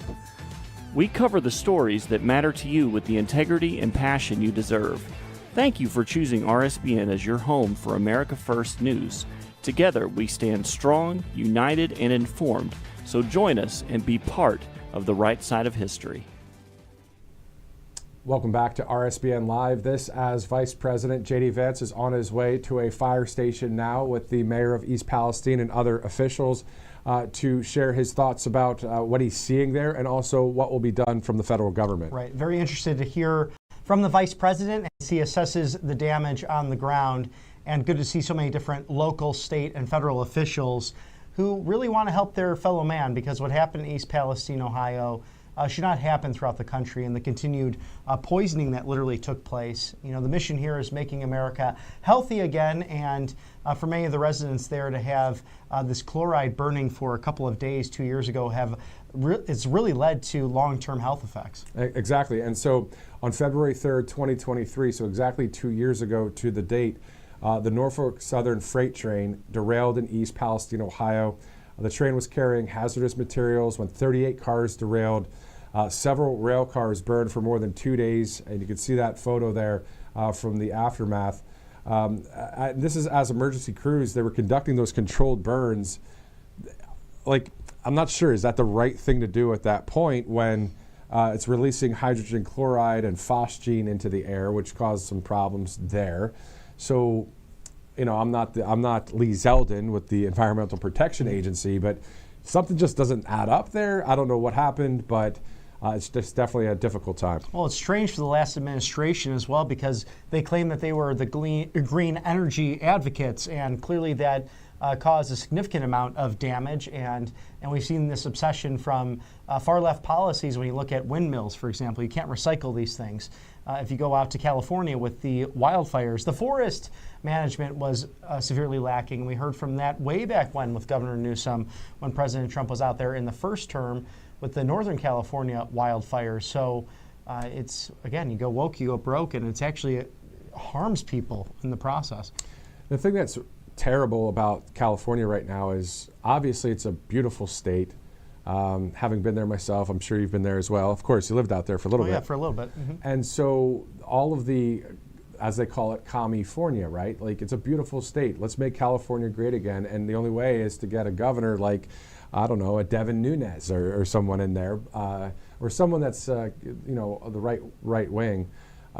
It's just unfortunate to see how much terrible stuff that's happened there, and of course in New York as well. And all the people are saying, I'm out of there. Mm-hmm. They're leaving to Texas, to Florida, to all over the place, but just not there. Well, right, and there's a state senator out there, Mr. Strickland, who maybe someone worthwhile having on the show, because he just went back to the state Senate, and he's confident that because of what's happened in California, things will flip and change there. Of course, has the most Republican voters there, just simply based on the amount of people who live in California. But sadly, they're outnumbered about 2 to 1, 3 to 1, depending where you live. But what he was able to do in Huntington Beach, he became the mayor pro temp there, and they were able to flip what was a 6-1 majority for the left over the course of a couple of years to 7-0 on the Republican side. Of course, unaffiliated or nonpartisan at the municipal level, but more people with conservative leanings, and who have helped Huntington Beach become a premier community within Orange County as well. And there's also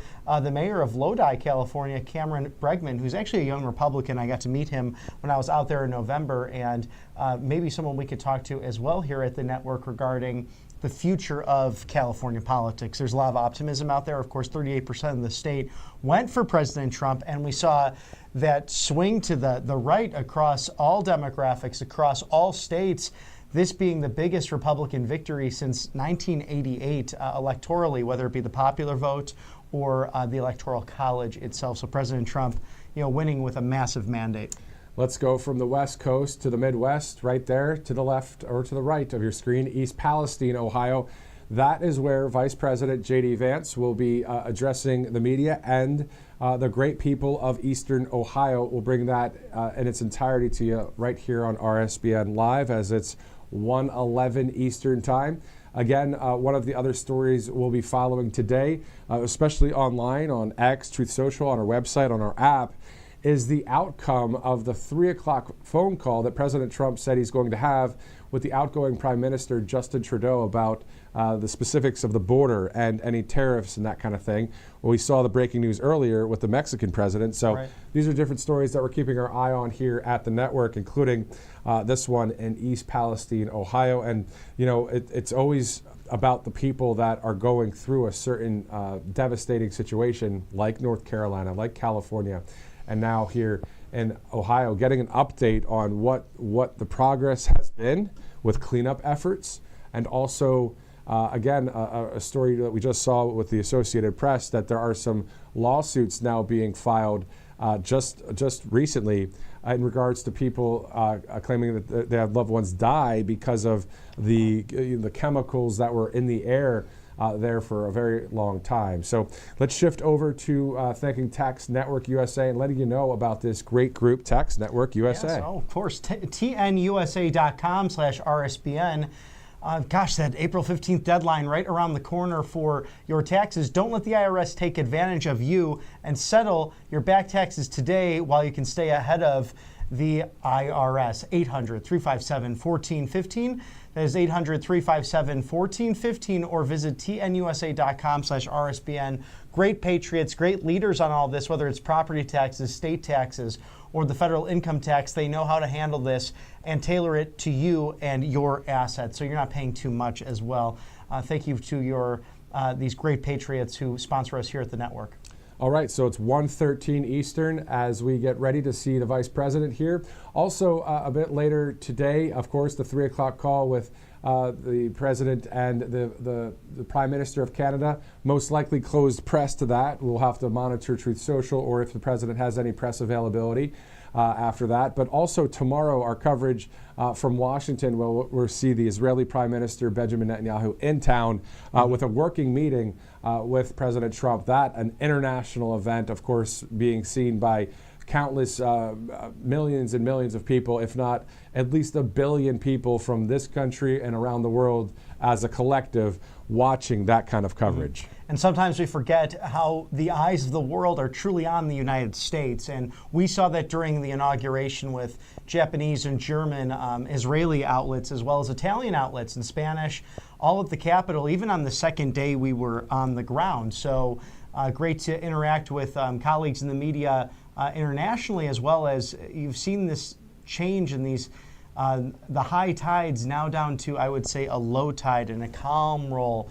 The last 2 weeks, like you said, Matthew, it almost seems as if it's been a couple years, but in a good way, because the amount of work being accomplished in real time, and President Trump going after ISIS once again, or any terror-affiliated organization. That includes Tren de Aragua and MS-13 and the cartels on the border. It's about defending the homeland, and I'm sure we're going to have some great sound bites and great topics regarding the meeting tomorrow with Prime Minister Benjamin Netanyahu of Israel. And to your point about Mexican cartels on the border, the thing that's wild is learning that there are Mexican cartels across the northern border as well, into Canada. This according to an executive order by the president saying the challenges at our southern border are foremost in the public consciousness, but our northern border is not exempt for these issues. Criminal networks are implicated in human trafficking and smuggling operations, enabling unvetted illegal migration across our northern border. So there is also a growing presence of Mexican cartels operating fentanyl and nitazene synthesis labs in Canada. That according to the executive order. So we're seeing that this is not only happening in Mexico, but also in Canada and other places around the world, namely South Africa, according to Carlos Sands, the former ambassador to Denmark under President Trump in the first administration. So they're doing some sound checks there. As soon as we get a live feed, in the sense of seeing the vice president, we'll be going there live, as we will most likely hear from not only the vice president, but also the mayor of East Palestine. We might hear from Bernie Moreno, the senator, and others, maybe Vivek Ramaswamy as well. Right, absolutely. And it could be John Husted or even Governor DeWine as well. So great officials all on the ground there. And we will see what is assessed on how to move forward with helping those suffering from some long-term illnesses here. And, an area that's really, changed forever because of what took place 2 years ago tonight. Exactly. And if for any reason there's any feed difficulties, as we're seeing a little bit of that right now, we will still be able to get a report on what was said at an event like this. And we would be able to report that whether here on RSBN Live or on our Truth Social or X or on our website as well, as we have got a great team of staff and other contract writers in here at the network that are all America First, common sense people. And it's great to see that in this industry of media, that it's not just the fake news, mainstream, lamestream. It's people that are just like you, just that happen to be with experience in media. So anyway, there's a different live vantage point right there, as you see a number of officials and residents of the East Palestine, Ohio area. I know that obviously that's a smaller town, so therefore they're inside, a concrete brick building. So if this is all run on cellular right now, obviously it might be a tougher live stream, but we'll do what we can, and we'll bring it to you live as soon as the vice president steps up to that podium. And he is really settling into the role. You could see the confidence he has, but also an opportunity, just as President Trump did in North Carolina and California, to be a comforter in chief, per se. And we see that with Vice President Vance and Usha, his wife, our second lady. Yeah, some great people in that room or in that building, from Vivek to our vice president to Bernie Moreno and others. So these are people that are on Team America, and it's great to see that. And on Team Freedom, that's wonderful to see that we have those kind of people in charge in the Buckeye State, but also, of course, the vice president, second in command behind the great leader that we have, Commander-in-Chief President Trump, of course, finishing the job, and we're just getting into the start of that right now. Yeah. I mean, we're 14 days in, Robert. Right. It's pretty remarkable, actually, to see the amount of success that has been had already in the form of executive orders. Of course, signing last week the Laken Riley Act, the first bill President Trump signed into law, and an emotional ceremony, but also achieved at a bipartisan level with over 40 U.S. House members, Democrats joining Republicans, 12 Democrat senators as well. And that's thanks to the great work, the tireless work, actually, of Congressman Mike Collins, who introduced that in March of last year on the House floor. And then the Senate Bill 5, that version of it, Katie Britt, the senator from Alabama, really working to move that through and bring bipartisan consensus to it.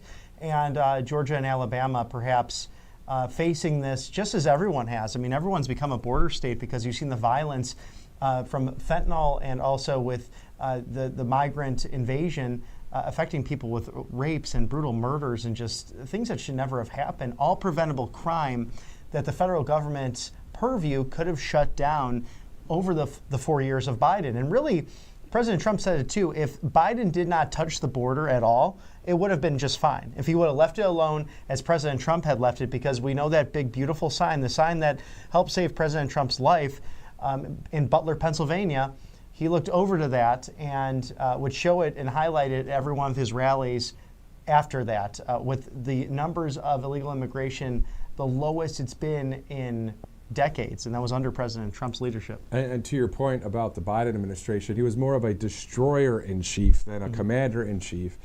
He and the team there obviously trying to take down our country in a number of ways. But at the end of the day, with God, all things are possible. And then on top of that, having great leaders like President Trump and the team that he's bringing together. We look forward to seeing Pam Bondi and Kash Patel, RFK Jr., Tulsi Gabbard, and others be confirmed and be into their posts and the cabinet positions. As we look at East Palestine, so East Palestine, of course, right on the Pennsylvania border. I'm saying literally just a few miles from Pennsylvania. To the northwest, more north, is Youngstown, Ohio, and then to the southwest, to the southeast, is Pittsburgh, Pennsylvania. So this is an area, of course, that is way to the east of Ohio, a very small town, but still a lot of train traffic through various parts of the country. And 2 years to this date was the train derailment in East Palestine, Ohio. And then on top of that, way west would be Canton, Ohio, Akron, and then to the north of that, Cleveland. So a very small population of a town here in East Palestine, but still great people. And again, a shout out to every small town that's watching right now across the country. If you're in a big town, a shout out to you as well, as we just look forward to seeing the Vice President in East Palestine. Yeah, it's an exciting time to really make America great again. And they've been focused on these America First policies that are really making the country safe again. I mean, it's really been amazing to see, especially the executive orders in the last couple of weeks. And President Trump, that first day taking the oath of office, was in the Senate cloakroom, and then, of course, at the Capital One Arena. And finally, before the balls, he stopped in the Oval Office, bringing press in to sign some of those executive orders into action. So this is going to be a White House that is nonstop, and that's why here at Right Side Broadcasting, we are a live desk bringing you all this unfiltered coverage of the president, the vice president, family members, also the 119th Congress. We're expecting a vote later today as well for Pam Bondi, a cloture vote. So that would move her then forward to be up for that nomination for Attorney General. Finally, it just seems that the Senate Dems trying to slow things down, but that cabinet slowly but surely coming together. Yeah, the top spot at the Department of Justice, soon to be, hopefully, Pam Bondi, and the top spot at the FBI, Kash Patel.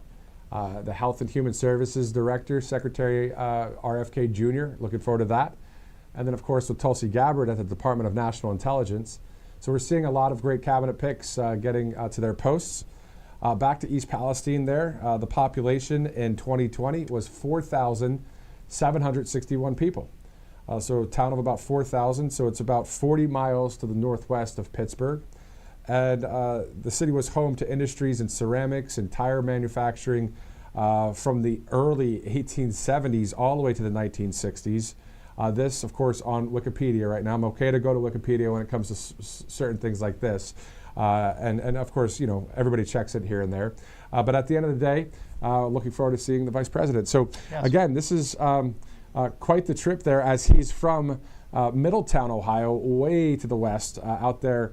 I believe it's south of Dayton, Ohio, is where Vice President Vance is from. So he's returning to his home state there. As we want to thank one of our sponsors, and without our great sponsors, would not be able to provide you this awesome live coverage, and also our viewers as well. Right. Angelpace.com. Angelpace.com, a wonderful gift for Valentine's Day just around the corner, whether it's for the guys or gals in your life, just because you could still be a manly man and have their black bottle. It's a really great angel paste that you can have before you grab that tackle box. So just a promo there for the gentleman in the audience as well. Non-GMO, no chemicals. It's very healthy to put on your hands. So absorbing that through your skin, no worries about anything being bad for you. This is a Christian-owned company.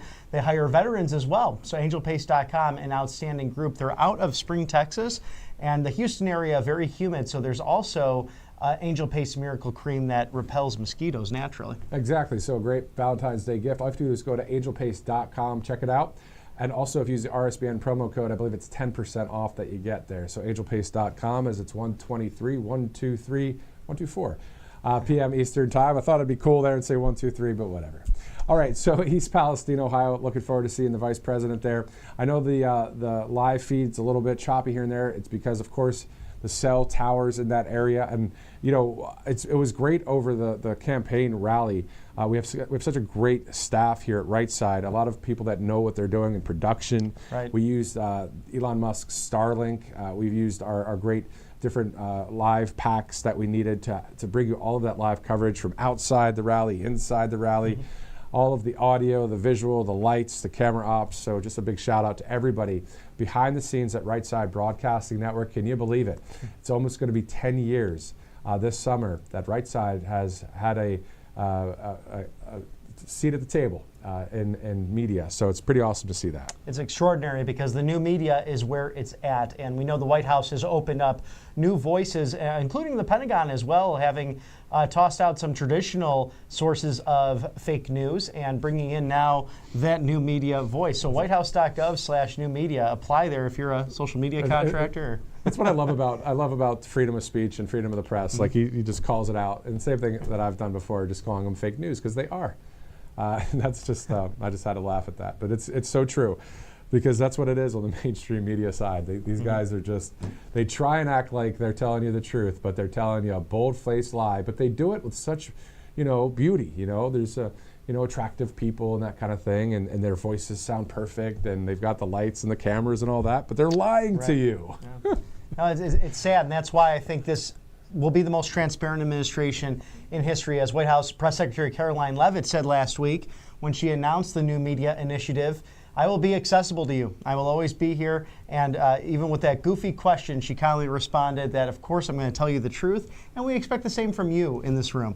And, of course, the best spokesperson for the White House is none other than the 47th President, Donald John Trump. So it's definitely a golden era. It's morning again in America, and we're proud to be with you here, the great patriots at Right Side Broadcasting Network. And the White House Press Secretary, Caroline Leavitt, telling the press straight up that, hey, guess what? If you guys lie, we're going to call you out on it too. So it's great to see that the truth is setting all of us free. And the common sense leadership that we're seeing in this White House is absolutely awesome. We're 14 days into this presidency, and now we're seeing the vice president in Ohio. Again, we saw President Trump in North Carolina, California, Nevada already. Obviously, just in Florida at the Winter White House, he called it. Just the other day, I'm not sure if many people caught it. It was on Friday, as he was in the South Lawn going toward Marine One. He went over to the press. He goes, yeah, we're going to have a working weekend at the Winter White House. Right. So Mar-a-Lago, the Winter White House, and obviously President Trump back at 1600 Pennsylvania Avenue as we get ready to see the vice president. Why don't we do this? Let's just get a feel of the room right now. Let's go to East Palestine live right now.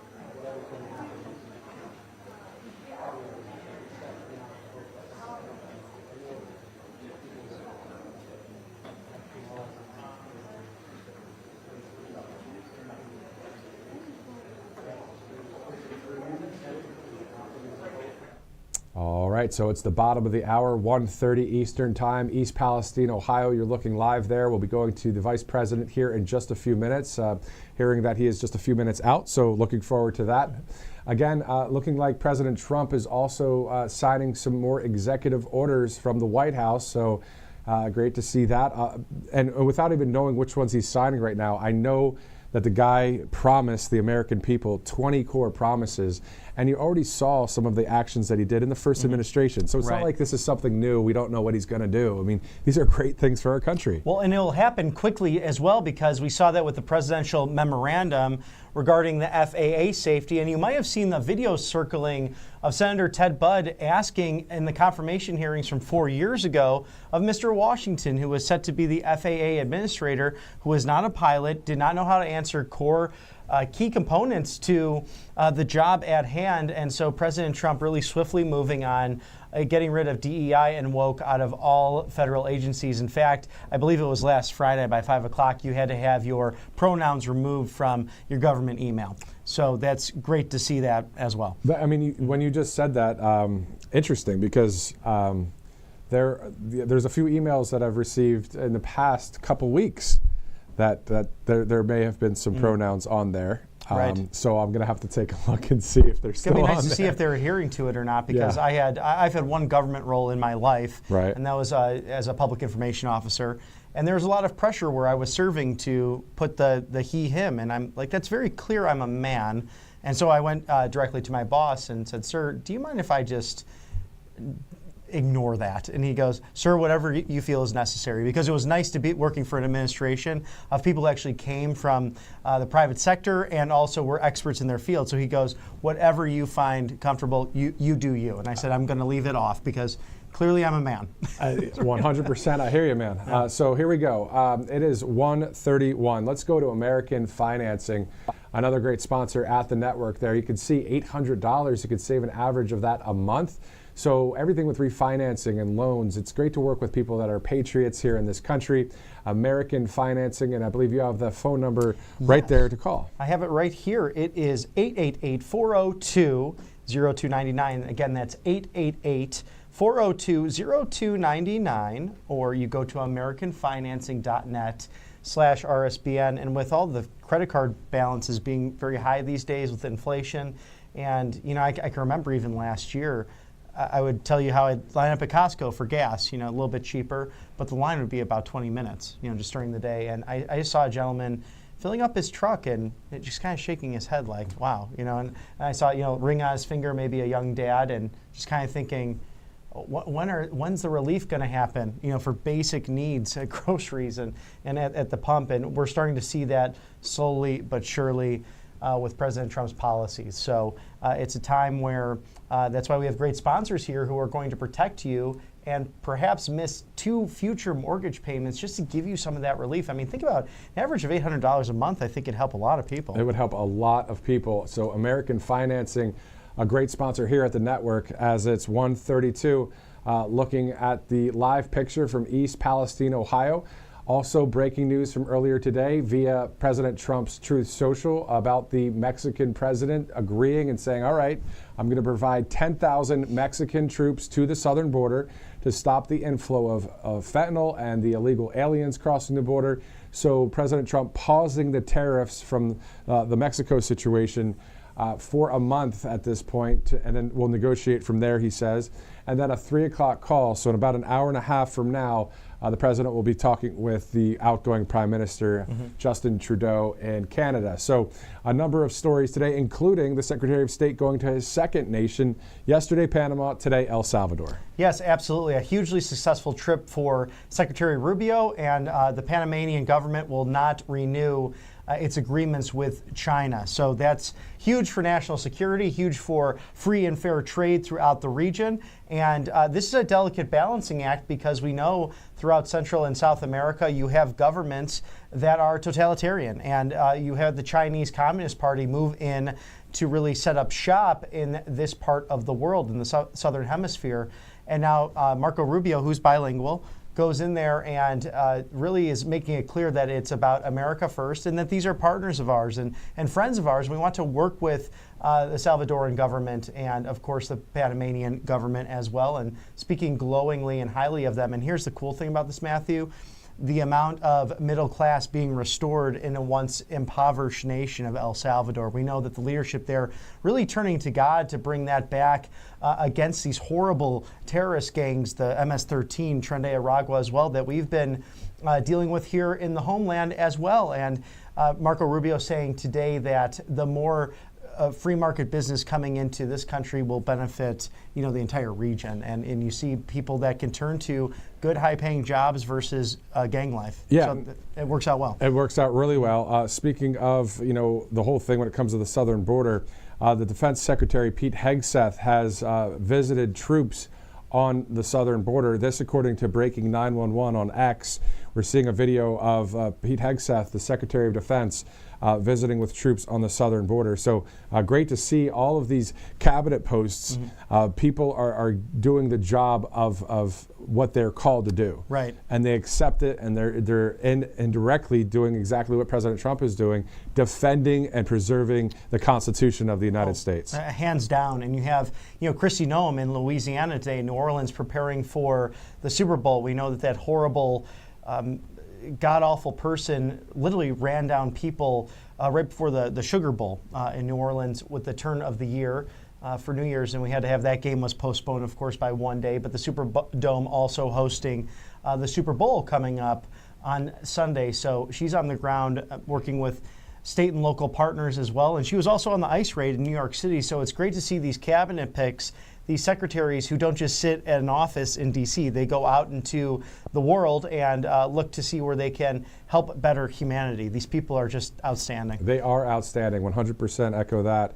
As it's 1:36 right now, you see most likely through that door right there will be the Vice President, JD Vance, as his security detail is right there, and he'll walk out of that door along with other government officials, from the local mayor of East Palestine to the governor of Ohio, the Senator Bernie Moreno, and also Vivek Ramaswamy on this trip there, as there has been word that he may run for governor of Ohio. Quite interesting that DeWine is there as well, to maybe talk to him about, hey, here are the ropes. Right, exactly. Yeah, and he's an interesting figure himself. I mean, Mike DeWine being in Ohio politics for most of his life, holding numerous different roles, including being a United States Senator a number of years ago during the Clinton and Bush administrations. So someone who's been around the block, knows the job as well. And that was part of the reason he said he picked Lieutenant Governor John Husted to take Vice President Vance's role in the Senate, given that he had been there and really known how to deal with Washington, federal funding, things of that nature. But the Buckeye State, remember just a few years ago, was a swing state. It was very purple, and now pretty solidly red. Yeah, no, exactly. And it's wonderful to see that with OHIO. For them to go red again for President Trump was awesome to see. And it used to be that bellwether state in politics. What was the saying? The way Ohio goes, so goes the nation, right? Well, now it's the 7 swing states were a really big win for President Trump. And, in various parts of the country, if everything was going even better when it comes to some of the elections there, it might have gone to Trump as well. Right. Oh, exactly. And you look at the Democrats who were elected there. I mean, you look at Sherrod Brown, who Bernie Moreno defeated in the last election, or Tim Ryan, who then Senator JD Vance defeated back in 2022. I want to cut you off about that. The Sherrod Brown thing was such a great win. Absolutely. I mean, Sherrod Brown, a long-time Democrat senator, not representing the people of Ohio. Why? Because we just saw it come to pass that Bernie Moreno won, and it was great to see that, man. Sherrod Brown around for a long time in Ohio, and I'm sure the people are saying, thank God he's not there. Well, yeah, not an easy race, because he ran as a populist, but then more of his votes started to go a more globalist direction, which of course hurt the manufacturing and the good, hardworking people of Ohio. When I think Ohio, I think almost, just like Tommy Boy, in the sense of like the whole theme of that comedy is about making brake pads here in America, and of course Dan Aykroyd's character is one of those more globalist corporations that says, I make the small working auto parts for the hardworking man, et cetera, et cetera. And then Tommy comes to the rescue. That is the big broad shoulders of the Midwest, the common sense aspect that the populist movement has really spoken to, and that has been now adopted by the Republican Party. It once was somewhat ignored by certain administrations, but that has now changed, and the Democrats have somehow forgot about their roots, and especially throughout the upper Midwest. Yeah, exactly. I mean, looking at Dayton and Columbus, Cincinnati, Cleveland, Akron, East Palestine, Canton, Ohio, even Sandusky, Ohio, where the Cedar Point is, right. Cedar Point Amusement Park. I mean, there's so many great aspects of that state, and of course, they're happy that they have a red governor, but more happy, I'm sure, about Bernie Moreno and President Trump as the commander-in-chief. Have you ever been to Cedar Point, by the way? I have not, because I have a deathly, horribly ill feeling when it comes to roller coasters. So you're not a roller coaster guy? I'm not a roller coaster guy. There have been a time or two dating certain girls who did enjoy them, so I would man up and I would go on them. But I don't know if you can get me now to do that, because that was more high school, college years. So, but I've heard Cedar Point is quite lovely and a lot of fun. That's really funny. So I might just go around and hang out with folks. So no skydiving for Robert. No bungee jumping. Maybe. Wait, why would you? Well, because you have to face your fears at some point. It's true. Yeah. That is true. I might go skydiving. You want to do that? No. Okay. Okay. No thanks. Anyway, so back to East Palestine, Ohio, awaiting Vice President JD Vance here on this Monday, February 3rd, 2025, 14 days in to the presidency, and seeing so many executive orders signed by the president, seeing a lot of great things happen in our country. And again, as I was mentioning earlier, it's climbing out of that hole that we were put in because of the previous administration, and it's working. We're starting to see that daylight. We already are seeing the golden age, but I'm looking forward to getting out of there and standing up on the top of that mountain, as I mentioned earlier, similar to Rocky in Rocky IV, just standing up there and that freedom of putting his hands in the air and saying, Draga, it just was such an awesome moment. I know I've talked about it twice now, but you know what? I love the movie. And Sylvester Stallone, how awesome is that he's at Mar-a-Lago on occasion, that he's a supporter of President Trump? I mean, that's awesome. I mean, this guy was Rocky and Rambo. I mean, come on. It's an American icon. And it's like, to Eric Trump's point back on the campaign towards the end, this is not a political movement, this is a cultural movement. And how nice and refreshing is it that we not only have a president who's fully in charge, we know he is, his cognitive health sharp as ever, and someone who will be open to the press, speaking to the press, saying, come talk to me, I'll talk to you, we'll have a dialogue. And it's so different than the last administration, but also someone who will tell you point blank, some of these tariffs might actually hurt temporarily, but it means the national security of the United States.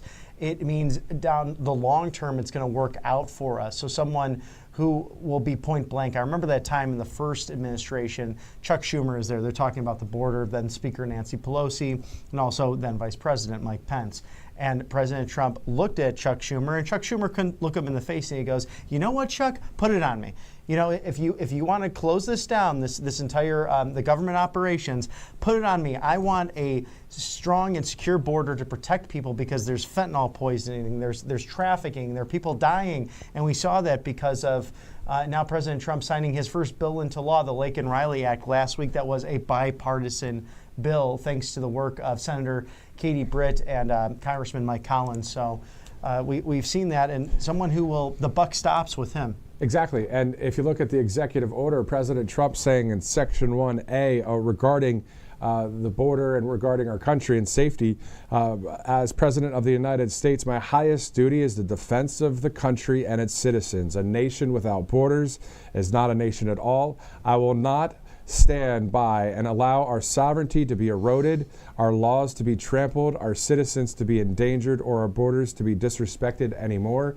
That's what you call Teflon Don. That's what you call a common sense leader and the people's president. So peace through strength, and we're seeing it personified right now as you're seeing live the picture from East Palestine awaiting the Vice President, JD Vance. If you're just joining us right now, I'm Matthew Alvarez alongside Robert McNeely. It's a pleasure to be with you here, Matthew. This is just how much fun. RSBN Live. It is the live desk that brings you everything, whether it's President Trump, Vice President Vance, or the 119th Congress. We are showing you inside and outside of the Beltway and the issues that affect you as everyday American citizens. Exactly. So any breaking news that has a national significance, we'll bring that to you, as well as we get live feeds from around the country, and in some cases around the world, overseas, specifically yesterday in Panama with the Secretary of State, today in El Salvador. We've gone to both countries just in the past 2 days with our live feed capability, where we're able to access that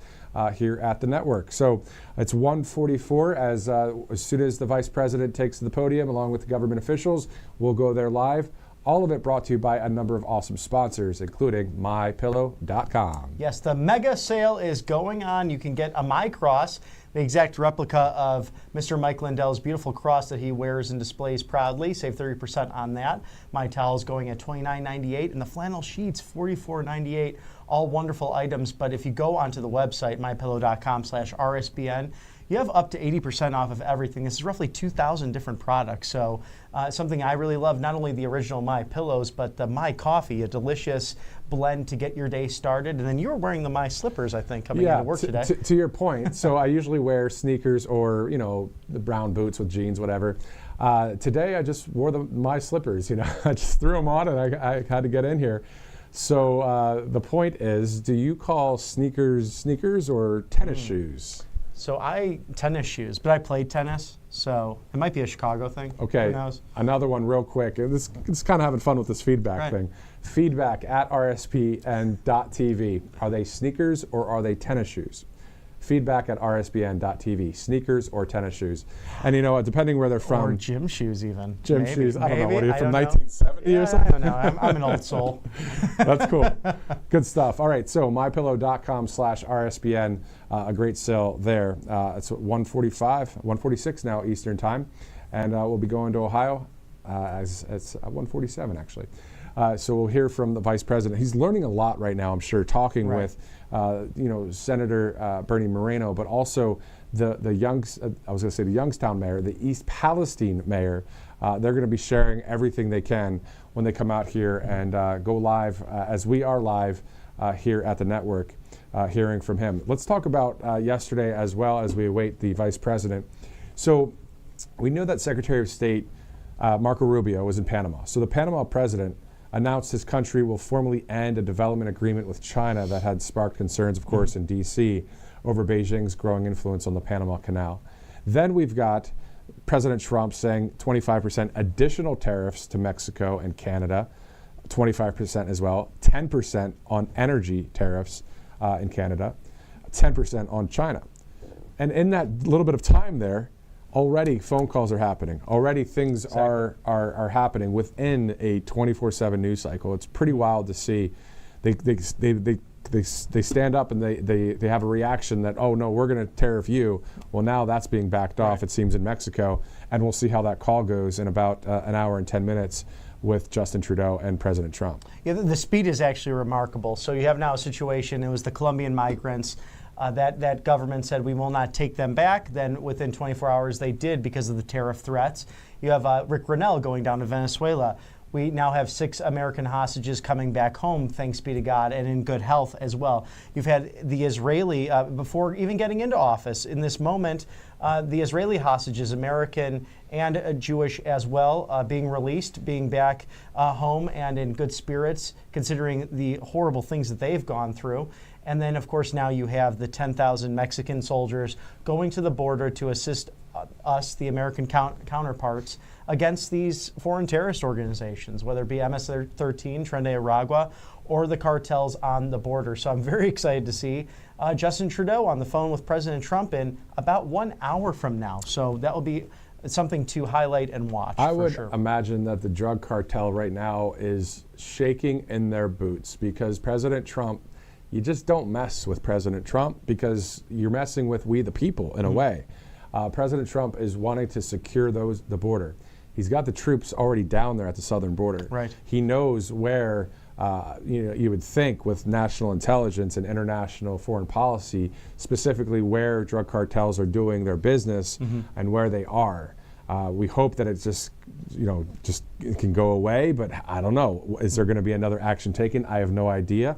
I'm not pro anything like that, but when it comes to a surgical strike in Somalia for ISIS, Personally, yes, that's the right thing to do, and President Trump did it. Hey, he did over the weekend. So, and he showed the unclassified video on Truth Social. Talk about being transparent, Robert. Right. I mean, it really is something that we're not used to over the last, few years with the Biden administration, with Barack Obama as well. They changed U.S. foreign policy. They continue the nation building of George W. Bush. So really what President Trump is the antithesis of his predecessors, whether that be Bill Clinton or George Bush and Barack Obama, of course, Joe Biden. They've all been globalist deep state puppets, Republican and Democrat. But this man comes in there and says, not only will we have transparency, but results, because I'm someone who gets things done, and I'm truly going to put the American people first. And that's the leadership qualities of President Trump and Vice President Vance. They'll sit in that room, they'll listen to subject matter experts, and then they'll make that decision and say, you know what, buck stops with me, it ends with me. But I'm going to listen to the people around me who know what they're talking about. They're not DEI hires. They're people who have resumes that are befitting of taking these roles. And no matter what they look like and all that, exactly. it doesn't matter. Right. It's the fact of the job getting it done. And we know President Trump is the outsider president and always will be known as an outsider, which is a great thing because our founding fathers were outsiders. We the people, we're not going along with an establishment that is anti our country and our Constitution. So great to have that kind of caliber of a person in the White House right now. So, all right, and speaking of the same brand there, the Vice President, JD Vance, and then Senator Bernie Moreno and Vivek Ramaswamy there as well. So we're going to see that live picture. I know everybody there is standing around. They're probably their feet are getting tired, but they know it's worth it once the Vice President steps out to the podium there with all the officials. It is 1:51 Eastern time. That is the door, I believe. Obviously, the camera vantage point there will show the Vice President walk out, and we'll have that live in its entirety. And then we'll see how the rest of the day goes. Again, on Truth Social, I believe President Trump, or will he go on camera at the White House and talk to us about what happened with the call with the Canadian outgoing Prime Minister Justin Trudeau. So we'll see. But we do hope that is a similar outcome as to Mexico, right? Right, exactly. And I assume it will be because we've seen that, Justin Trudeau, clearly why he's resigning, he folds. He folds pretty quickly, and especially up against the alpha male that is President Trump. I mean, there's no doubt that Justin Trudeau is sadly a beta male and really quite a weak leader, and we're seeing his days are numbered in Canada. So it'll be quite simple. Either do what they did similar to Mexico or face tariffs. And President Trump will not back down. 100%. Teflon Don getting the job done once again. And the United States of America, of course, our GDP and our economy. I mean, the leader of the free world, obviously President Trump, but this beacon of light on a hill right here for freedom. Leading the world. And at the end of the day, I mean, yeah, sure, there's patriotism and American pride for that. But people that are in the free world, no matter where they are, I don't care if it's Iran, I don't care if it's Japan, I don't care if it's Nigeria or Chile. If there's someone that just says, you know what, I just wish I could have freedom like the Americans have. Right. And that is something, guys, when we interview people, and I remember interviewing somebody from Sri Lanka who became a legal citizen of this country, and the heartfelt love that they have for just being here. I know most of us watching right now, we were born here, so we're like, oh, this is great. But for the first time, it was just recently that we thought, whoa, our freedoms might be getting taken away. And thank God President Trump won. So, yeah, I mean, in your times, reporting and that kind of thing, have you ever run into somebody internationally that was that recently moved to the United States? Oh, yes. And you can sense how passionate they are about being a citizen of the United States. Right. Yeah, it really, yes. I mean, especially when I was up in Alaska, because you have so many people coming in through there to become naturalized citizens, especially from the South Pacific as well. So Samoan populations, as well as other countries. Tonga is another great example. Actually, running with someone who ran for state senate initially was from Tonga, the island nation, and came to the United States. A wonderful American citizen, talking about actually she highlighted her campaign in Georgia, running for the state senate there, that need to do this the legal way. Illegal immigration actually really hurts first-generation immigrants more than anyone else. But the story that really stands out for me was actually during a time when I was at Turning Point USA, and someone had delivered just those water jugs to the office, and we had a poster up there. If you remember, especially early Turning Point years, the big government sucks, different slogans like that. Well, we had someone showing the Cuban migrants coming into Florida and just saying, America, so bad that you have people who are willing to risk it all to come here for a better life. And he looked up at that and he started crying and he said, that was me. And I came here and I did it legally. And I'm so grateful that I get to have this job to deliver water to help my fellow citizens. I'm an American. And it was really just a moment for me that, like, you know what? I'm going to clock out the rest of the day because I got emotional about it. And that's the special beacon of hope that this nation continues to have for the rest of the world. And we've seen that in movements, whether it be in Italy, Hungary as well. People yearn for freedom, and we are still the leader in that regard. We don't take it for granted, especially after what just happened with the Biden administration and that 4 years of just atrocities and tragic things that happened. But of course, we're not taking it for granted any longer. As we have some more of the officials there, Lee Zeldin there with the EPA, and all the officials as they get ready for the vice president to walk out. And as soon as that happens, we will go there live and cover this for you in its entirety. And to your point, Robert, as we await the vice president, I remember running into somebody in Pennsylvania who had a motorcycle. It had USA emblazoned on it, had MAGA, Team Trump, and I took a photo of it. The guy comes out, he says, "I'm from Vietnam. I lived in Vietnam. I live in America now." And he went on just about how excited he was to be in this country. So, Right. you know, just it's heartfelt, you know, and it's heartfelt here at this network. For the United States of America, for our soil of this land, for our American flag, and for the Bible and the Constitution. So it's great to have you live streaming here with us. We look forward to the future with you guys, and we look forward to going to East Palestine. I know it's been quite about an hour delay, but you stuck with us, so glad you did. And let's go there live right now as we await the Vice President.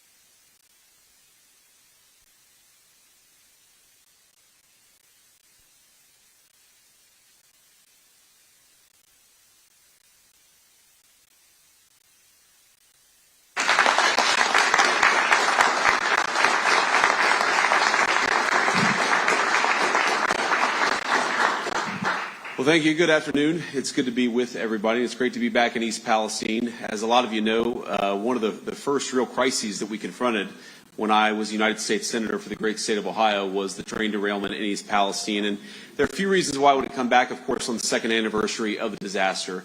I think the first is just a signal to the people here in East Palestine that we, as a lot of you know, one of the first real crises that we confronted when I was United States Senator for the great state of Ohio was the train derailment in East Palestine. And there are a few reasons why I want to come back, of course, on the second anniversary of the disaster. I think the first is just a signal to the people here in East Palestine that we will not forget you. I talked to the president about this visit a couple of days ago. The president loves this community. Of course, he visited himself personally. And President Trump just wanted to deliver a message that this community will not be forgotten, will not be left behind, and we are in it for the long haul in East Palestine. What does that mean? Well, one thing it means is that, of course, the environmental cleanup has to get done. It's a tragedy and a shame that it wasn't done during the last administration, but I guarantee we're going to finish the cleanup during this administration under the great leadership of Lee Zeldin, our new EP administrator who stands behind me. And I also think that part of that means the long-term economic development of this community. We know that a lot of local businesses and a lot of local people lost a lot when that train disaster happened a couple of years ago. We are committed not just to finishing the environmental side of the cleanup, but hopefully seeing East Palestine build back better and stronger and more prosperous than it was before this disaster happened in the first place. That's not going to happen overnight, of course. I'm a realist about this, but I just want the people to know here that President Trump me and the entire administration are committed to ensuring that the people of East Palestine, that their community, their government does right by them, and we'll keep on working at it in the months and the years to come. So before I take a few questions from the press, I want to invite first our new EPA administrator and then Governor DeWine to come up and say a couple words. Lee?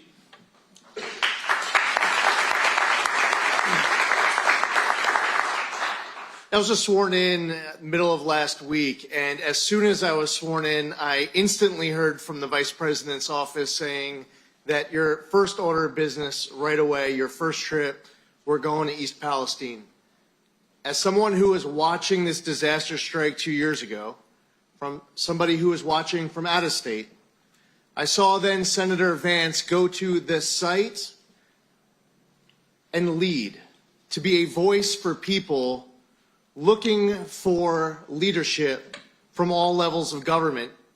It educated the rest of us around America what was going on, and it motivated all of us to want to be able to do our part now knowing this tragedy and what it meant for this community. I know how much of a priority that this is for Vice President Vance, and because it is such a high priority for him, I will make sure that for the EPA, it is our highest priority, day in, day out, doing everything in our power to make sure that this is completed as quickly as possible. Anything that is left will be done as fast as we possibly can. That is our charge from our Vice President. I'm honored to be here with him, alongside of him, and with all of these great local leaders who make it very clear that this community will not be forgotten, and this community's rebound will be greater than ever.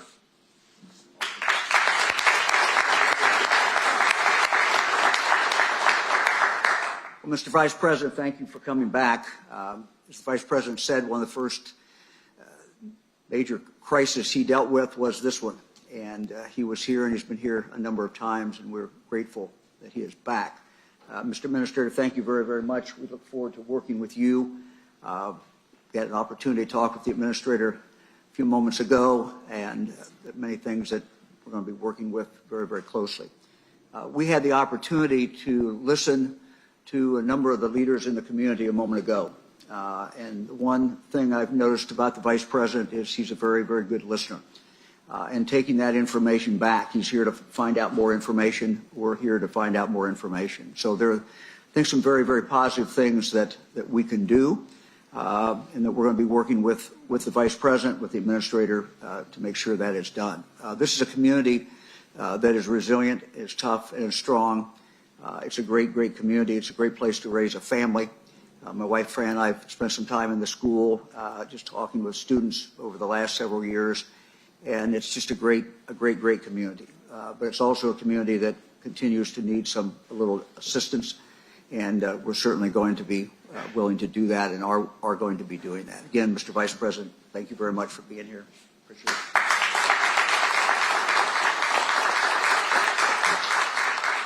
So before I take some questions, I just want to echo something the governor said and something the new administrator said, which is you've got great local officials here in East Palestine, Ohio, and in Columbian County.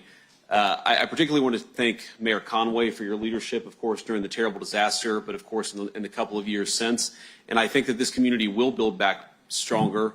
And part of that is because of the leadership of Trent standing behind me. And of course, the great firefighters. I'm honored to have you guys joining us. I know that a lot of you took it upon yourselves to make sure this community thrived and survived in the wake of that disaster. We're thrilled to have you here, and we're honored by your presence.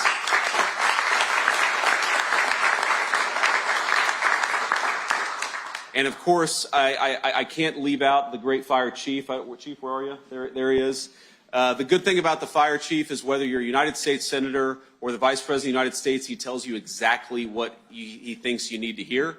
And in the case of this community, I think you've got a great advocate here in the fire chief and the mayor. So we'll keep working at it. We recognize this is a long-term commitment, but we're in it for the long haul. Jack, you got a question? Yes, sir, Mr. Vice President. When you scraped that stick along the creek bed 2 years ago, everything changed. Could you speak to your leadership role in that, President Trump's leadership role, and will that include going forward advocating for something like the Railway Safety Act? Yeah, so Jack, what I did, I came here a couple years ago. I talked to people on the ground. It was kind of crazy. The first person I met was at a gas station. We had to stop and get gas. And I asked her what was going on. And I expected her just to be, you know, it's a small town, but it's not that small of a town. I expected her to be a person who was just generally aware of what was going on. And she actually was living in a house that was over one of the creeks where she was smelling the fumes coming into her house. And I realized that, you know, the most important part sometimes of being a leader is just listening to the people who are on the ground and experiencing this. And that's what I've tried to do. As the governor said, that's what I try to do, talking to local businesses, because it is different now, right? In that initial phase, what we were most worried about is the water clean to drink? Is the air safe to breathe? That's what we were really worried about 2 years ago. Now what we're worried about is finishing the cleanup and getting this community back on the path of economic prosperity. And you asked about the Railway Safety Act. I mean, I sponsored the Railway Safety Act because I thought then, and I still think now, that we could do a lot better. We could have smarter regulations that actually empower the railways to experiment with technology that will make their business safer, but most importantly, make these communities safer.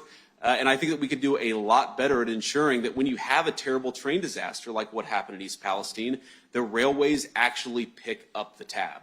And that is one thing. As much as I'm inspired and gratified by the resiliency of this community, I heard a lot about Norfolk Southern making promises to this community that it didn't keep. And you can be damn sure that over the next 6 months, you're going to hear a lot from the Vice President of the United States and the entire administration. If Norfolk Southern doesn't keep these promises, we are going to talk about it and we are going to fight for it. Does it bother you that Congress is still, that the Rail Safety Act is still hung up in Congress?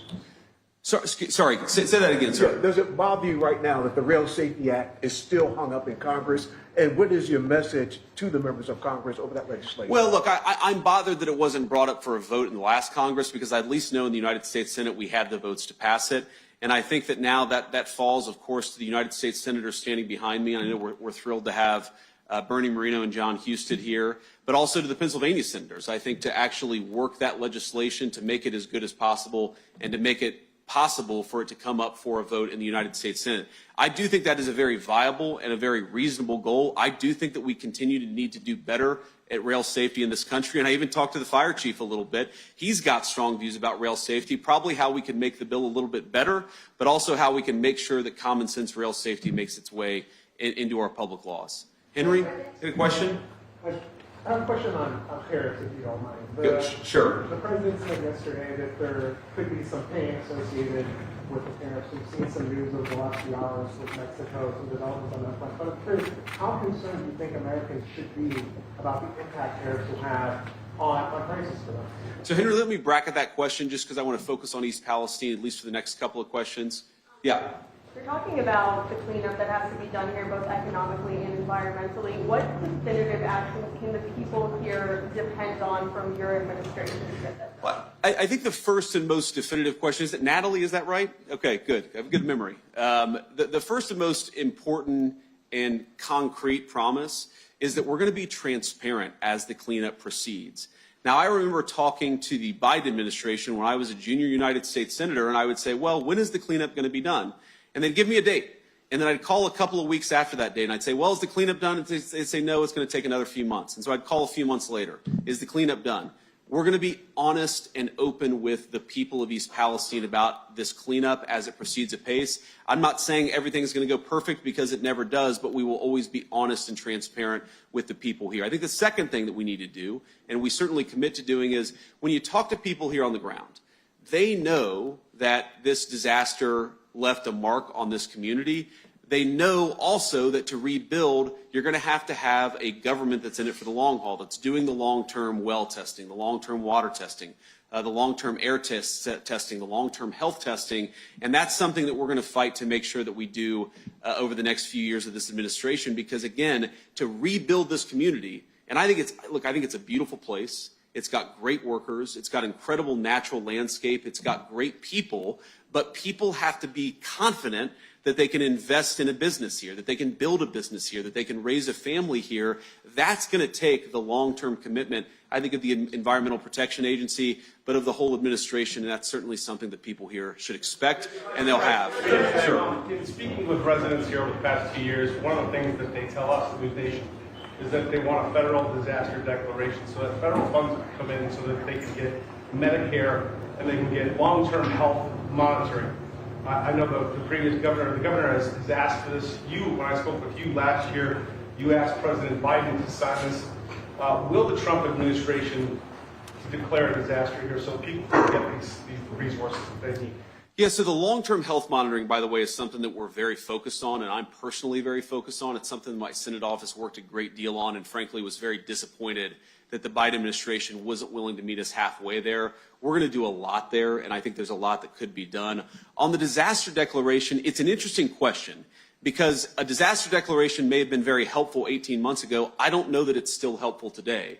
And so what I'm going to do is I'm going to ask the governor behind me, I'm going to talk to Lee about this, and I'm going to say, is a disaster declaration still helpful? Because if the answer is yes, then I'm going to take that message back to Washington. But the answer may well be no, right? Because we're not in the same phase of this thing now that we were 2 years ago. Thank God for that. We're going to do right by the community. That answer may not be the same as it was 18 months ago, but we're still going to work at it. Mr. Vice President, in talking to locals as we have the last 2 years, many of them say that they're now worse off than they were before. Yes.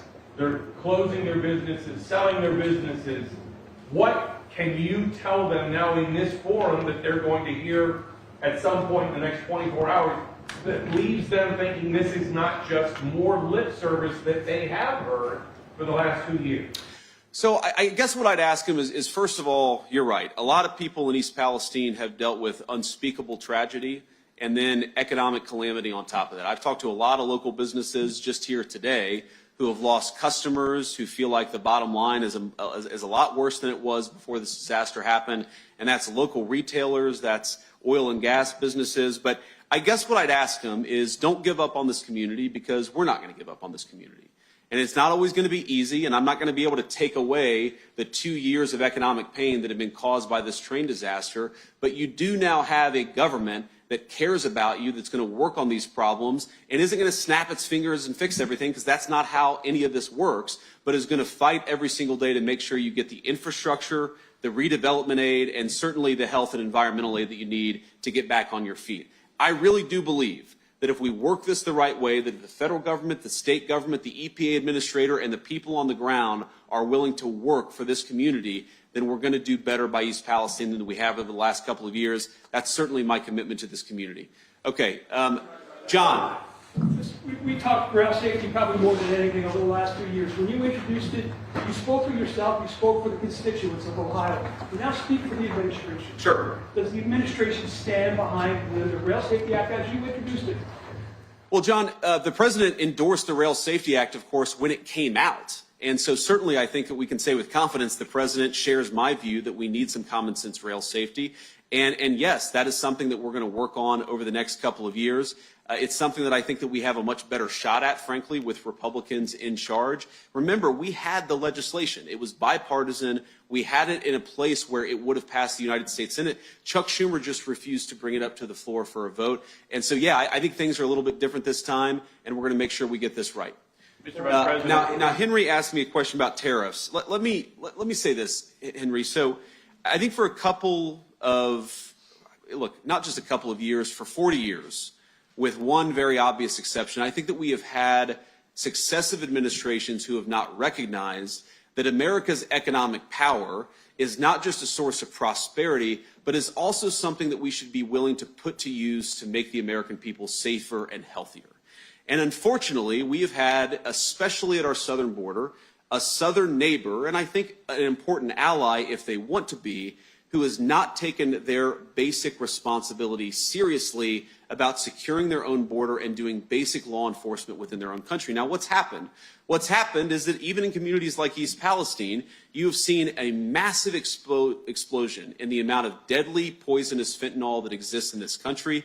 We've seen the toll in orphan children, in families who have lost loved ones, in over 100,000 lives per year, most of which have come, 100,000 lives per year lost to drug overdose, most of which have come from the fentanyl problem. Mexico has got to do a better job, and President Trump's message is very simple. We are done being taken advantage of. Now, actually, I was in the air. I talked to the president very briefly about this. He spoke with the president of Mexico this morning, and the president of Mexico committed to putting 10,000 additional Mexican troops on that southern border, our southern border, of course, the Mexicans' northern border, to take law enforcement more seriously, to go after those Mexican drug cartels a little bit more aggressively. So for literally 3 days, I heard the far left in this country say that these tariffs would make Americans' lives worse off. And what actually happened is the Mexican government was so afraid of the tariffs that they actually are taking their border enforcement and their anti-cartel activity more seriously. That is not a pathway to making Americans worse off. That's a pathway to making Americans better off. Now, the president has also been very clear that we have to rebalance our trade relationship in this country. Every single country, if you look even at our northern neighbors, Canada, do Americans realize that the Canadians charge massive, massive tariffs on our products that go into the country of Canada, including on our great agricultural products that people right here in the state of Ohio depend on?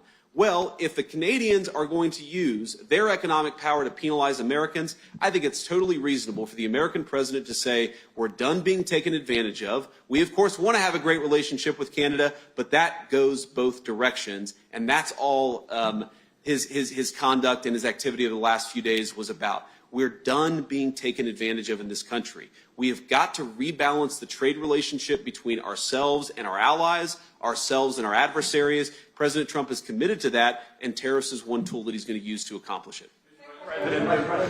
Listening, talking to folks today and over the last few years, the biggest thing they heard is they don't want this to happen in another community. What are some of those action items you heard talking to the folks during your visit today? You can take back to D.C. kind of, all right, let's hit the ground running on these things.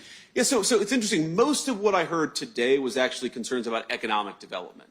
Okay, but of course I've been to East Palestine. This is my, I think, 5th or 6th visit. I've heard a lot about the concerns related to rail safety. And I think there are a few very basic common sense things that can be done. And look, some of this the railways are already doing, but some of this I truly believe is going to have to happen through things like the Railway Safety Act. Number one, you've got to inspect these cars more before they go off. You've got to better use technology to monitor when a train is about to have a catastrophic failure. These are all things that were sort of built into the infrastructure of the Railway Safety Act, and it's something we're going to keep on working on. Look, this can't happen again.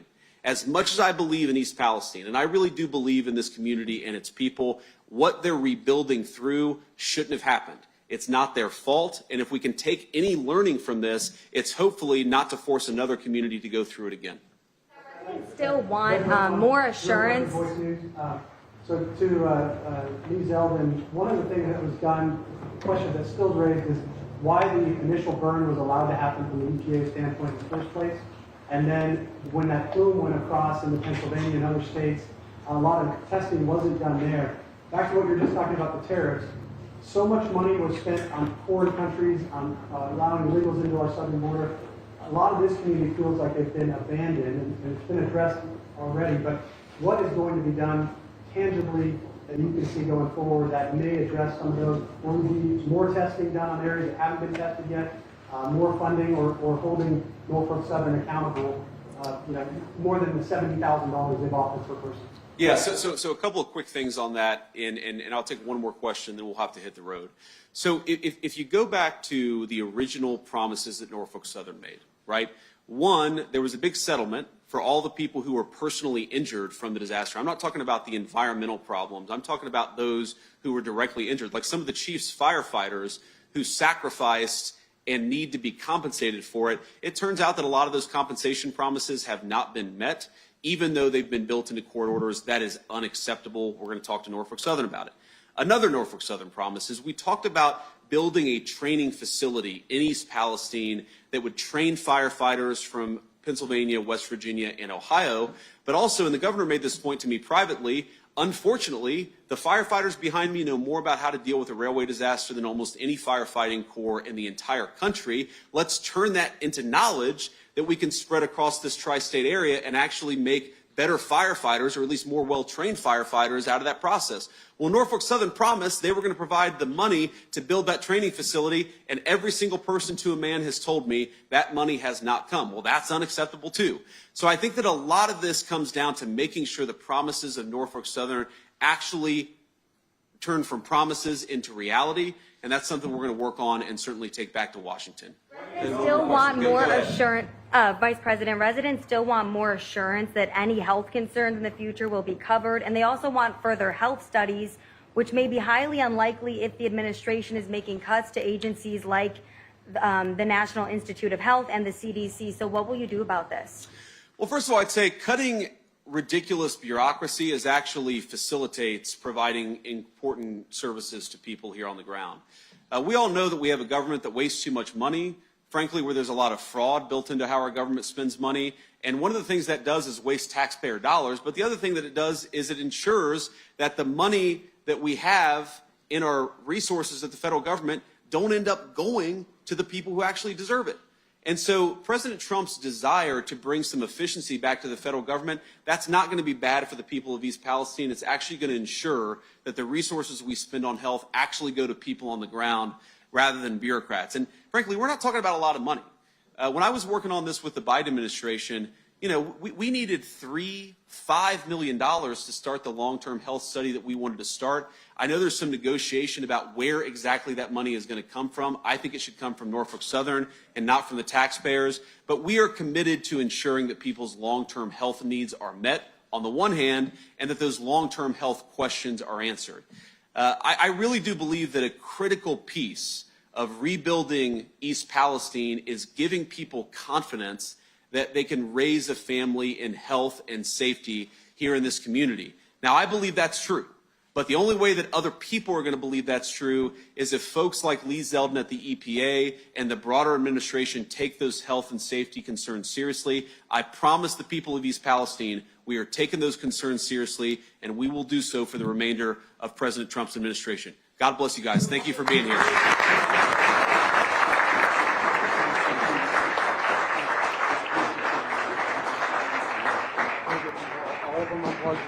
Can you unplug me?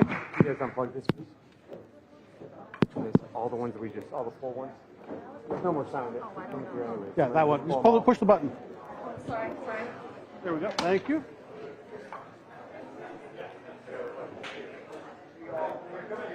Jack, grab my cable.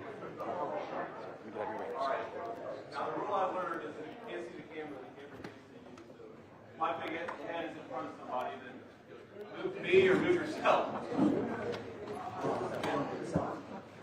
Got it, right?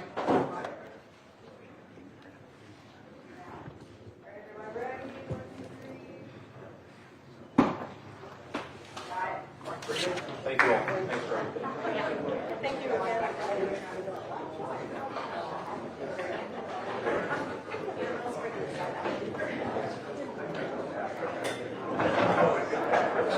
Yeah, come on. Right.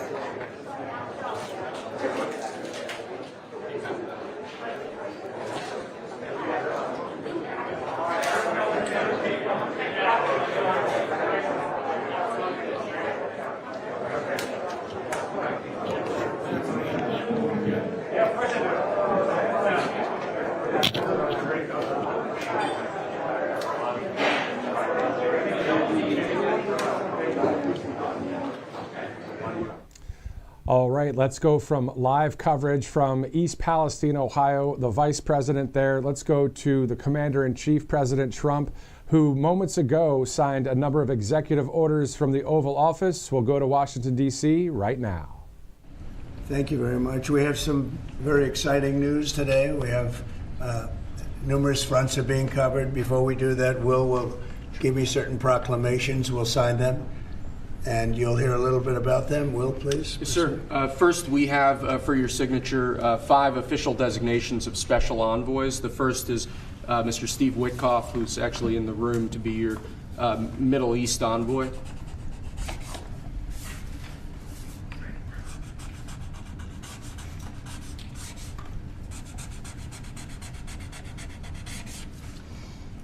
Where is Steve? Steve Witkoff, everybody. He's done a great job in the Middle East. Really great. But we'll see how it all turns out. It's complex, but I think he's going to do very well. Next, we have Mauricio Claver-Carron to be your special envoy to Latin America, sir. Okay. Good man.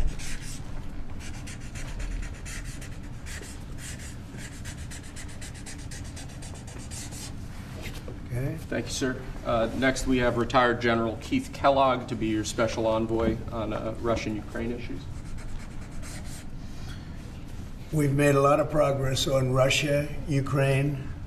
We'll see what happens, but a lot of progress has been made. We've got to stop that ridiculous war.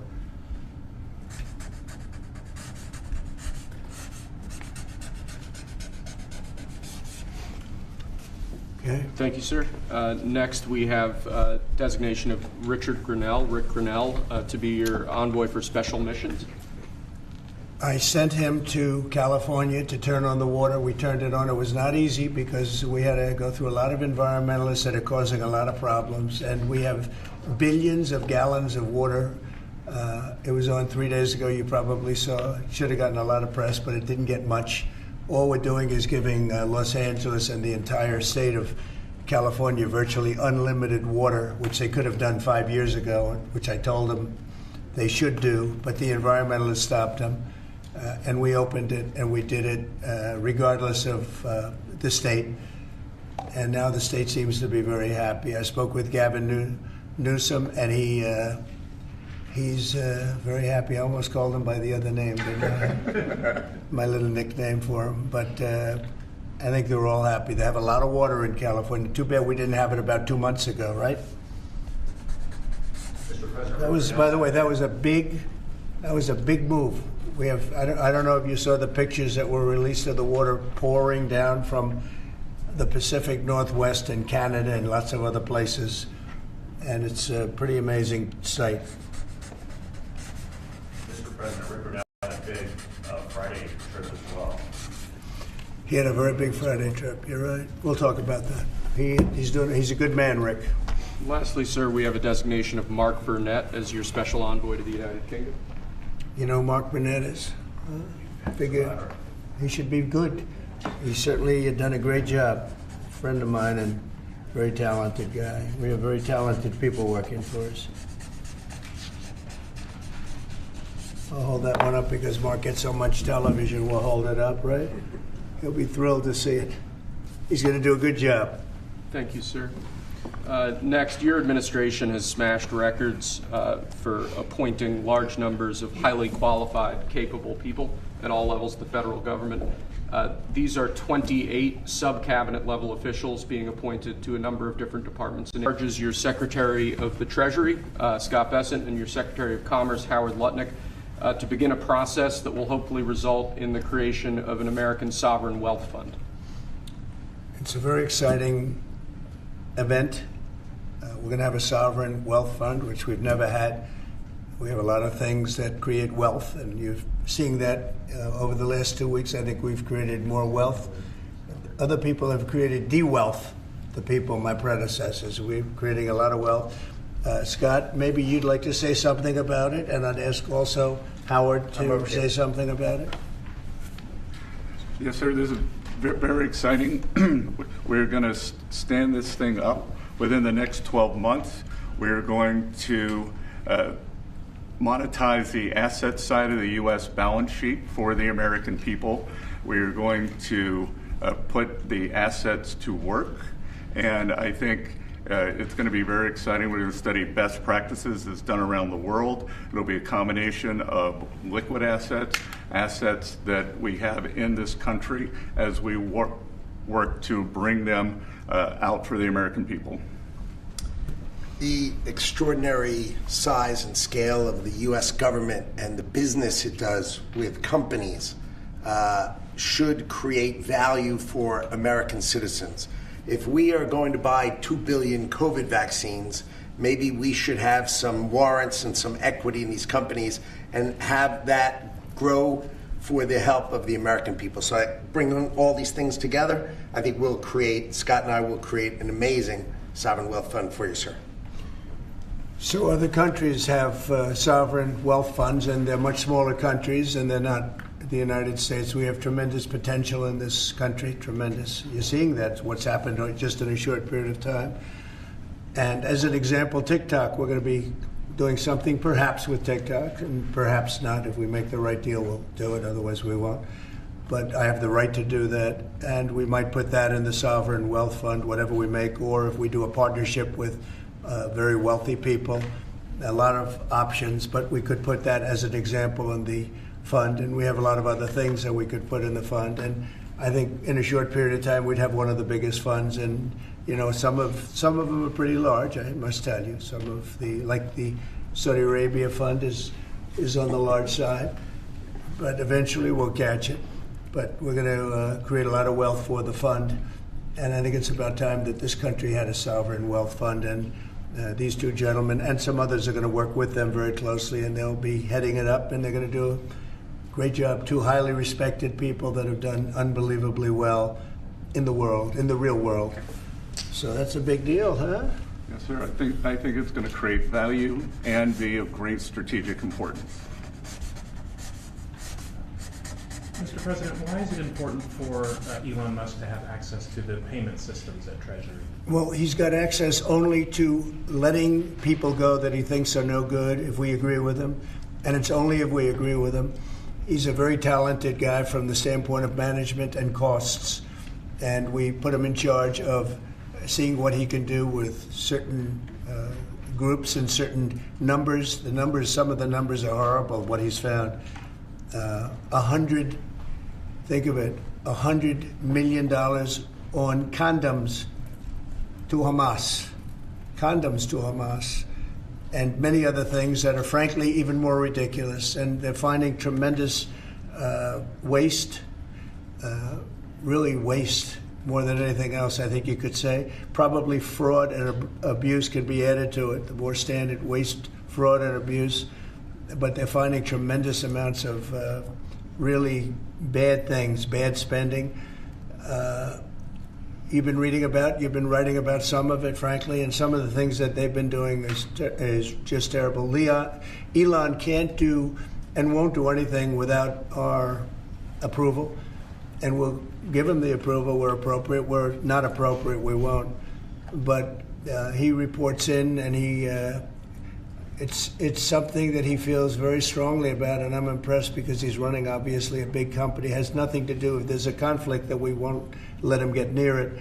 But he does have a good natural instinct. He's got a team of very talented people. We're trying to shrink government, and he can probably shrink it as well as anybody else, if not better. Where we think there's a conflict or there's a problem, we won't let him go near it.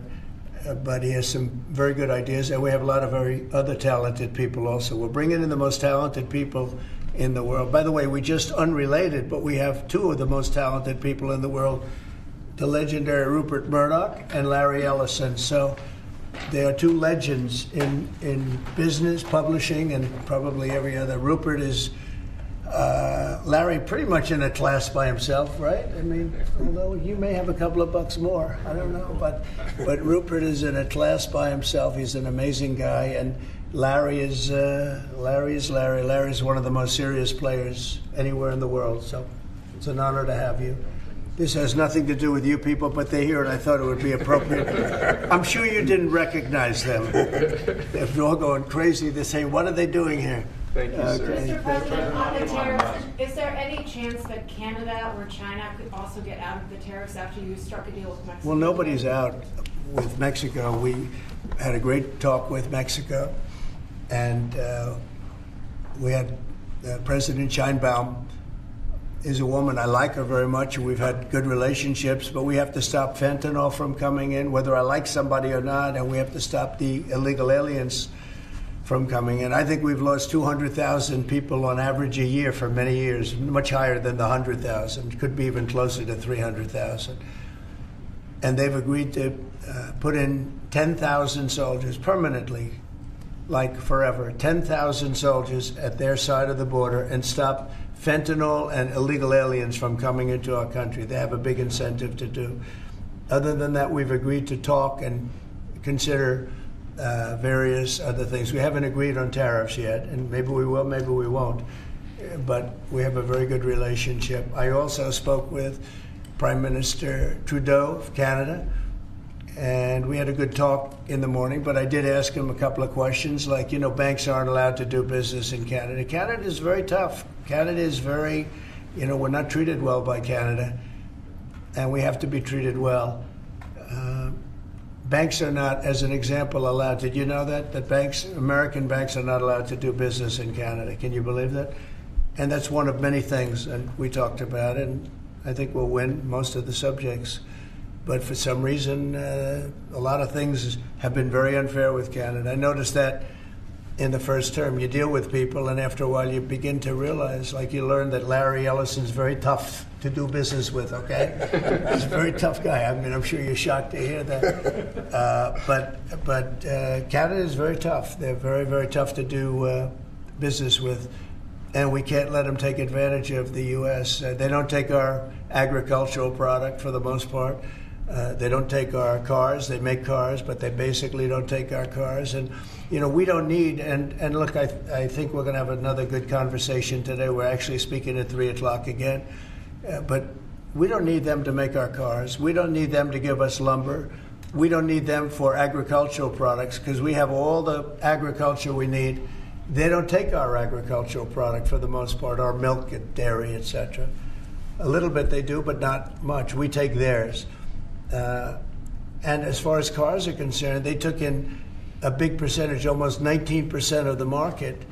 And, you know, I wouldn't mind making our cars in the United States, so we have a problem there. I'd like to make our cars in the U.S. We don't need Canada to make our cars. With that being said, we're going to have another call at 3 o'clock. We had a call this morning. It was a pretty good call, I'd say.